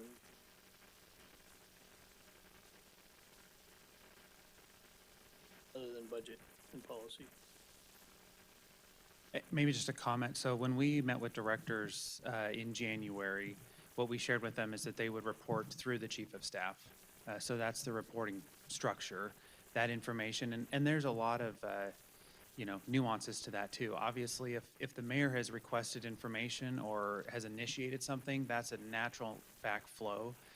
If it's a operational level thing, an administrative thing, as codes indicates, that's where they report back through the chief of staff and report to the chief of staff. Mayor, and I don't know if this is, I thought that I had heard this, but I'm not sure. Does this position change each time? I mean, is there an option to change this with each mayor that comes into office? The mayor, councilwoman, the position itself, from an appointment perspective, council would have to vote on changing the person. Okay. As far as the job description, that's an administrative function. So that's within the mayor's purview. When we first were headed this, and I shared the information on the city administrator as Coeur d'Alene had, that's where the Coeur d'Alene Council adopted a resolution to identify what these specific responsibilities were for the long term, and wasn't something that the mayor could just go in and change depending on who the mayor is. So, as it stands now, it's a discretion of the mayor. Mayor? Let me, go ahead. No, No, you please. speak? No? You can, go ahead. I'm just going to say, and I've said it many times, so it's nothing new to any of you that I don't believe, but, my first question on this to Council President and to Clay was, what was the direction that Mayor Hogaboom was going? And my understanding is this was the direction he had, as Clay already stated in January. And I think emphasized, probably maybe more than enough, that that's the path I desire to follow as far as what he was setting forth, so. Mayor, can I follow up too? And I'm not asking that because I think you're awesome. I'm just asking that because of future. And I remember telling our former mayor, Rick, okay, I don't agree, but I will go with you because I trust you. And then, he was gone. And so I don't want to do that again, but I do trust you. Mayor? Yes. Just to confirm, what is actually the difference between what we're establishing here now and a manager-managed city system, other than the election to formalize it? What are the main differences if somebody does raise those questions? I would say high level, the mayor is still the ultimate decision point. So it's really the mayor vesting the authority and trust with the chief of staff position. And then that relationship of, what are those decision points you want me to bring to you as opposed to make independently, versus in a city manager function, it is the mayor function of that operations and that executive or CEO of the city. So that's, you know, and I would say similar to any of our directors or leadership, that relationship of what autonomy they have and then what things filter up. Obviously, our goal is to have folks run their departments independently with guidance and vision, but I would say that's the biggest piece, where you still have an ultimate deciding factor as the mayor, as opposed to with a city manager that's vested in that person. And how would they exercise that role if there was a disagreement on process with a chief of staff and a mayor? If they ultimately said, I'm not doing this, well, I'm going to. I don't foresee that happening, but like Councilwoman Skog stating, just, you might not be here forever, Clay. I hope you're here forever in a day. But if you're not, if we appoint somebody else, possibly less experienced and maybe off the rails, you could say, how do we make sure there's a balance there? So in this structure, the mayor's the boss. So the mayor trumps any other staff member that's employed or appointed. It's still their call. There are some specific areas that could, like, I think of the treasurer, for example. There's some specific things they're responsible for that they would be responsible for bringing back to council. But again, that independent decision-making or that autonomy level is vested by virtue of the mayor saying, you have the authority to do these things. Thank you. Questions or comments? Just the comment, the reason to me why that is important is because that means the people have a say. Yeah, and so that's my main focus, is that we don't take away that power from our citizens. It's that we continue to allow them to elect a mayor that will run the city how they would like it, so. I just appreciate that in a year from this November that can happen. Yeah, and again, I want to publicly say, Clay, you've been amazing since we lost our mayor, and I cannot say enough about how much I appreciate you and your position. Thank you. I'm amazed, and all along President Council, I mean, they've been doing double Awesome. duty. And so, yeah, so impressed with what they've already accomplished and the wisdom. So are we ready, Amy? Okay. So this is more Questions fun. and banners. No, I understand. Now I So understand. speaking of Mayor Hogaboam, this was a direction that he had set before he passed, and this was, these are for downtown. This was part of our, thanks, Mark.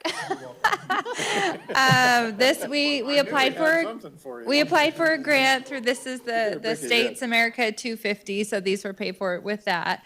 So these will be installed, I'm told Parks will try to get some of them up before the this Thursday, and then the rest by next week. And then I'm also told the mural, which NDC is paying for, is also hopefully going to be being completed soon. So more to come on this, but I just wanted you guys to have a first look at these that are going downtown, and it was, So how many Yeah. in total? 57 is what we have done. There's probably more, but We we, just kind of divided them up between these four yeah, designs? we need, yes. We very painstakingly went through every one downtown and found out which ones are missing parts or have parts, and we don't have money to replace the broken parts, but that's up to you. So we had enough for 57. So, yeah. Amy, do we by chance have any extras that aren't going up before this third Thursday that maybe have this at the Idaho Center for the rodeo on a fence or at an entry point? Oh, yeah. If they had the right distance, this is like specifically custom for what we provide, what we have downtown. But, I mean, maybe a couple. Okay. If Just you- think I think they're nice. I think they turned Yeah, out great. yeah. Whoever designed them did a great job. Oh, and sorry, I have to say, it's Vanessa Jimenez. She No, I designed don't it. know I about can't that. take any credit. I think that'd be tough getting him for the rodeo unless Mark's willing to stand out in the front forever, ever rodeo. Yes, he is. Yes, he is in it.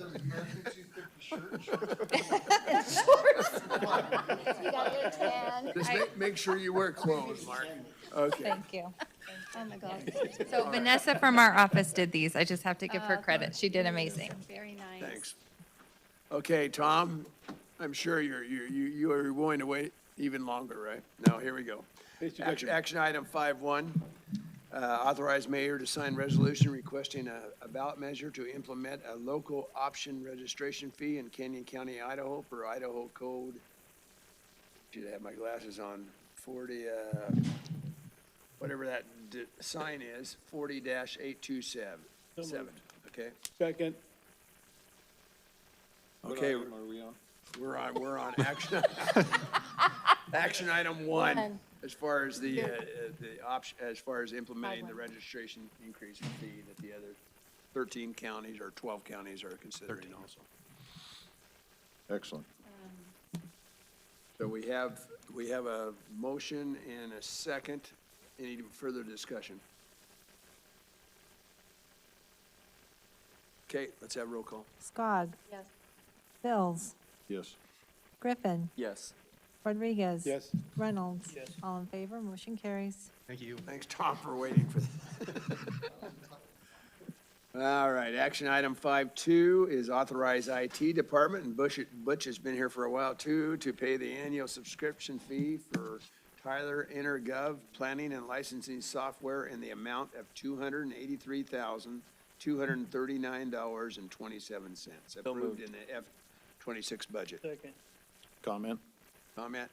Butch, if just possible, that you can communicate with Tyler to remove Patrick Sullivan as being the contact.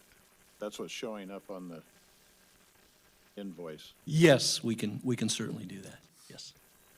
I think it'd be appropriate, just says City of Nampa, or versus having the past employee's name still showing up on the Absolutely, invoice. yeah, that was the copy of the original contract, so, yeah. Okay, if no further discussion, we'll have roll call. Skog. Yes. Bills. Yes. Rodriguez. Yes. Reynolds. Yes. Griffin. Yes. All in favor, motion carries. Butch, you're still up there, so here we go. Action item 5.3, authorize IT department to pay the annual subscription fee for Tyler Enterprise ERP software in the amount of $232,602.66, also approved in the F-26 budget. So moved. Second. Discussion? Roll call. Skog. Yes. Bills. Yes. Rodriguez. Yes. Griffin. Yes. Reynolds. All in favor, motion carries. Boy, that was easy. All right, Butch. Appreciate it. Have a Thank you. good night. All right, Miss Crystal, who has these triplets, and we keep her here till after 8:30 at night. Yeah, what's the world coming to? Okay, here we go. 5.4. Authorize mayor to sign reimbursement agreement with Northwest Pipeline LLC for the Usick Road widening, Phyllis Canal to Hawaii Storm Avenue project in the amount not to exceed $241,741. This is approved by legal Douglas Waterman, and this is also approved in the FY26 budget. So moved. Second. No discussion I'm seeing, so roll call, please. Skog. Yes. Rodriguez. Yes. Griffin. Yes. Bills. Yes. Reynolds. Yes. All in favor, motion carries.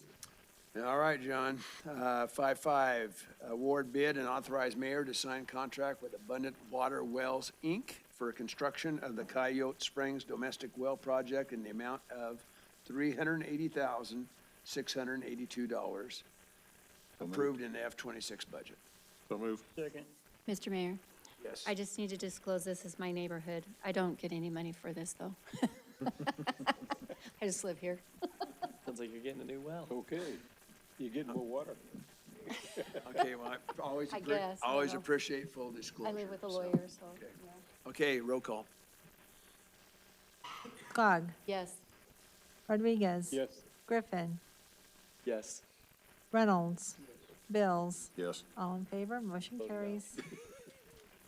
Okay, Cody, who knows what's going to happen here? Might as well have you take some steps. So, action item 5.6, Parks and Recreation requests authorization to post notice of opportunity for an organization to operate the Nampa Public Shooting Range. So moved. Second.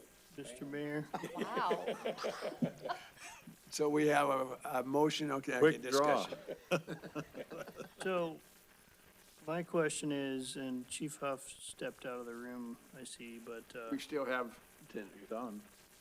so there's been discussion over the last few years about when this lease was up, about, the PD using that particular facility. And so my question is that if the PD needs the space, Talking shooting ranges. the shooting range on Railroad, or wherever it is over there. Okay. We've talked in the past about the PD possibly using a building for training. And, if that's an, opportunity, we talked about that before, but their lease wasn't up, now their lease is up. If that's something the PD needs, I don't think we should lease it to somebody else. So are you wanting, I wanted to know I your walked in the opinion. middle of this, I'm sorry. Want to So, know your opinion on that. so I've got, I've kind of went a different direction since that building was, sitting there and it wasn't available to us.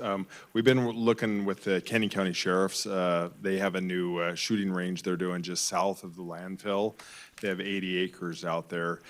We did a tour, I believe it was a week ago Monday out there, and there's some possibilities that I'd like to do a little more research on and then bring it back in front of the council and the mayor to consider some stuff. There's 80 acres for a driving track. There's basically unlimited shooting range or lanes out there. Like I said, we just barely started the discussions on that, and I think that would probably be better than having a building in the city limits, just because the landfill has just hundreds of acres out there that there's no plans for in our lifetime being used. So we could expand and possibly put a building out there for training too. So, Okay. And, my next question, Mayor, for Cody. Thanks, Chief, I appreciate that clarification. Would whoever in your proposal, your RFP, would this be a Parks and Rec program?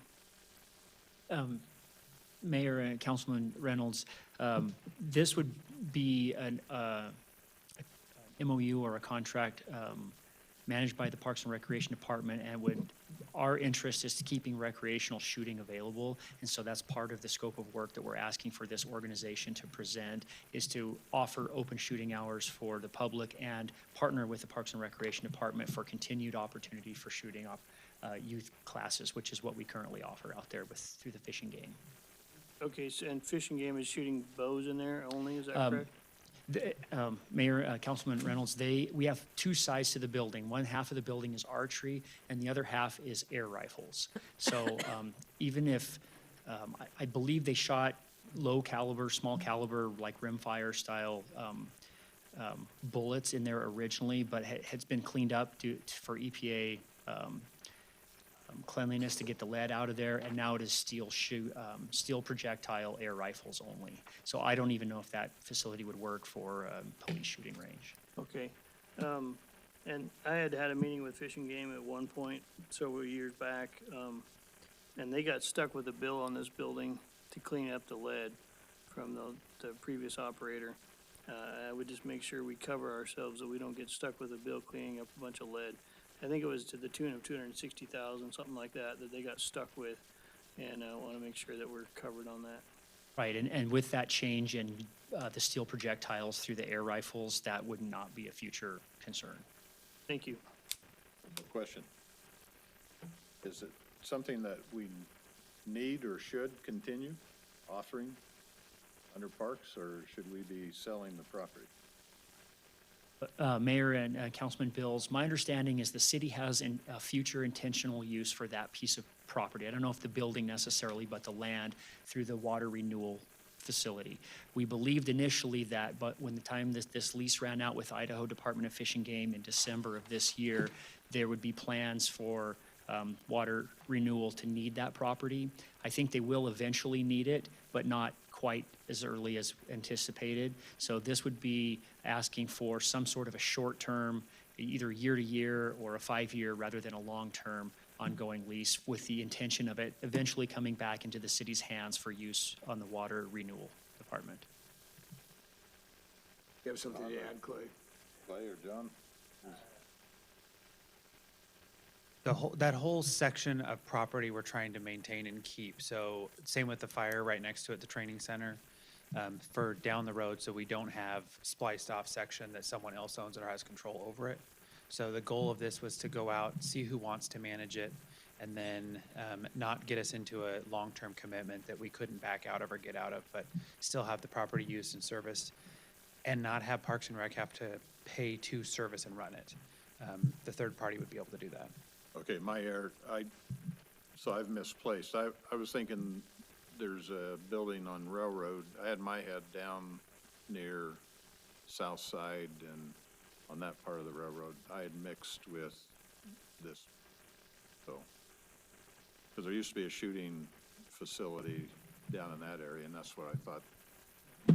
Correct. This Sorry. is on the, This where is out, Fleet and this is all- out yes. next to Yep. where we need. Mr. Mayor, Yes, sir. one last question for Cody.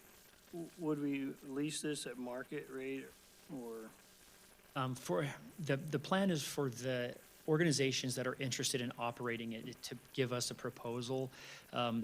The goal for Parks and Recreation is to have a recreational shooting range available to the citizens of Nampa.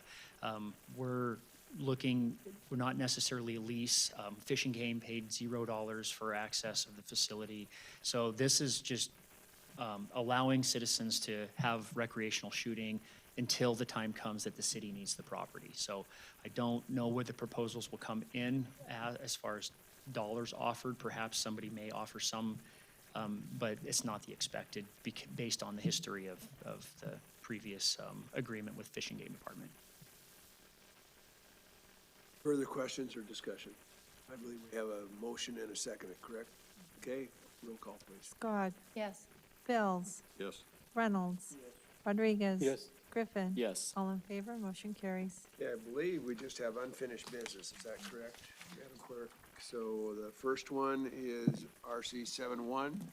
Action item, authorize mayor to sign resolution for comprehensive plan map amendment from RMU residential mixed use, CMU community mixed use, MDR medium density residential, HDR high density residential to HDR, MDR, and commercial comprehensive plan text, specific area plan amendment for East Canyon community, addressed as 0 11th Avenue, 0 Dean Lane, 0 Prescott Lane, Idaho Holdings LLC, representing Elm Holdings and LLC, Ameritel Inns LLC. Does that need to be under suspension of rules? No? Okay. So you're gonna read that for us? The resolution, thank you, so it's not an ordinance, all right. So we need what do we need on this? Just a motion? So moved. Second. Any discussion? Roll call, please. Scott, Yes. Bills, Yes. Reynolds, Rodriguez, Yes. Griffin. Yes. All in favor, motion carries. This final one, 7.2, is an ordinance rather than, oh, we have more than one. Okay. Oh, we sure do. I just wanted, I want to make sure we beat 9 o'clock. I gotta love it here for a minute. I can read that. It's trial under fire. Let's see, what's my excuse? All those pages were stuck together, right? Yes, that's All right. right. It's Okay, so you gonna read that for us? Do I need to read this first? Okay, first reading of ordinance for annexation and zoning to RS4 Single Family Residential zoning district addressed as 2815 and 2724 North Middleton Road for what's the pronunciation? Trilogy? Trilogy. Trilogy, thank you. I knew that wasn't quite right. Development representing Open Door Rentals and Endurance Holdings, and this is under suspension of rules, is that correct? Okay. An ordinance of the City of Nampa, Idaho, determining that certain lands commonly known as 2815 and 2724 North Middleton Road, parcels number R24446 and R30947, located in the southwest 1/4 of Section 8, Township 3 North, Range 2 West, Boys Meridian, totaling 19.31 acres more or less, lay contiguous to the limits of the City of Nampa, Canyon County, State of Idaho, and that said land should be annexed into the City of Nampa and be zoned RS4 Single Family Residential on 19.31 acres more or less, declaring said lands by proper legal description as described below to be a part of the City of Nampa, determining that said annexation and zoning has the consent of landowners, it is contiguous to the city limits, and it is consistent with the comprehensive plan. directing the city engineer and the planning and zoning director to add said properties to the official zoning maps of the city of Napa, and to designate said properties as RS4 single-family residential as set forth herein on the official zoning map and other area maps of the city, providing for conditions of approval, providing for recordation, providing for severability, providing an effective date, repealing all ordinances, resolutions, orders, or parts thereof in conflict herewith, and directing the city clerk to file a certified copy of the ordinance and the map of the area to be annexed with Canyon County, State of Idaho, and the Idaho State Tax Commission pursuant to Idaho Code Section 63-215. Boy, you do that well. Thank Move to you. approve under the suspension of rules. Okay, roll call. Skog. Yes. Bills. Yes. Rodriguez. Reynolds. Yes. Griffin. Yes. All in favor, motion carries. Okay, now I got my pages unstuck. RC 73, first reading of ordinance for annexation and zoning for 37.74 plus or minus acres into BC community business, RD, two-family residential, RS4, single-family residential, and RS6, single-family residential zoning districts with corresponding right-of-way with development agreement for Regatta Crossing subdivision addressed as 0 Ustick Road for Endurance Holdings LLC. Request to pass under suspension of rules. An ordinance of the city of Napa, Idaho, determine that certain lands commonly known as 0 Ustick Road, parcels number R30833, located in a portion of the west half of the northwest 1/4 of Section 3, Township 3 North, Range 2 West, Boise Meridian, totaling 37.74 acres more or less, lie contiguous to the limits of the city of Napa, Canyon County, State of Idaho, and that said land should be annexed into the city of Napa and be zoned BC Community Business on 3.182 acres more or less, RS4 single-family residential on 10.12 acres more or less, RS6 single-family residential on 17.6 acres more or less, and RD two-family residential on 6.832 acres more or less, declaring said lands by proper legal description as described below to be a part of the city of Napa, determining that said annexation and zoning has a consent of the landowners, it is contiguous to the city limits, and it is consistent with the comprehensive plan, directing the city engineer and the planning and zoning director to add said properties to the official zoning maps of the city of Napa, and to designate said properties as BC Community Business, RS4 Single-Family Residential, RS6 Single-Family Residential, and RD two-family residential on 37.74 acres as set forth herein on the official zoning map and other area maps of the city, providing for conditions of approval, providing for recordation, subject to the terms of that certain development agreement between the applicant and the city, providing for severability, providing an effective date, repealing all ordinances, resolutions, orders, or parts thereof in conflict herewith, and directing the city clerk to file a certified copy of the ordinance and the map of the area to be annexed with Canyon County, State of Idaho, and the Idaho State Tax Commission pursuant to Idaho Code Section 63-215. Mr. Mayor, I move this pass under suspension of rules. Second. Roll call, please. Skog. Yes. Rodriguez. Griffin. Yes. Bills. Reynolds. Yes. All in favor, motion carries. I do think this is the final one. RC 74, action item, first reading of ordinance for annexation and zoning to RS7, single-family residential zoning district, addressed as 1325 Chicago Street for Tromic Harrop, and to request to pass under suspension of rules.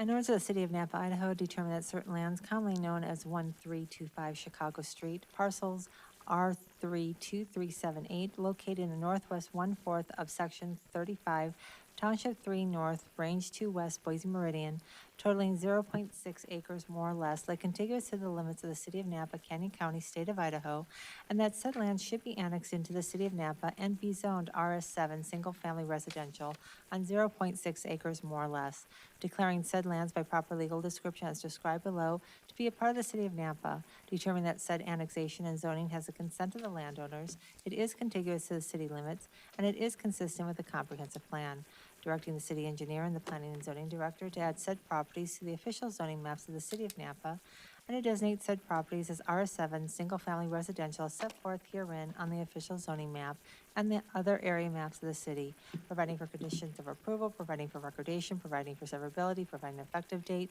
repealing all ordinances, resolutions, orders, or parts thereof in conflict herewith, and directing the city clerk to file a certified copy of the ordinance and the map of the area to be annexed with Canyon County, State of Idaho, and the Idaho State Tax Commission pursuant to Idaho Code Section 63-215. Move to approve under the suspension of rules. Second. Roll call, please. Skog. Yes. Bills. Yes. Rodriguez. Reynolds. Yes. Griffin. Yes. All in favor, motion carries. Okay, before adjournment, so what, you want a photo?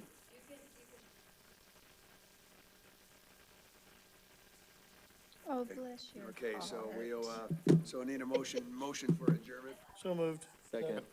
All in favor? Aye. Are we doing executive session or no? Assistance of this lady here. Good job.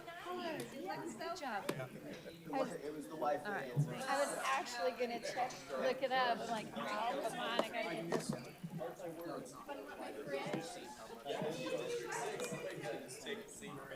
Okay.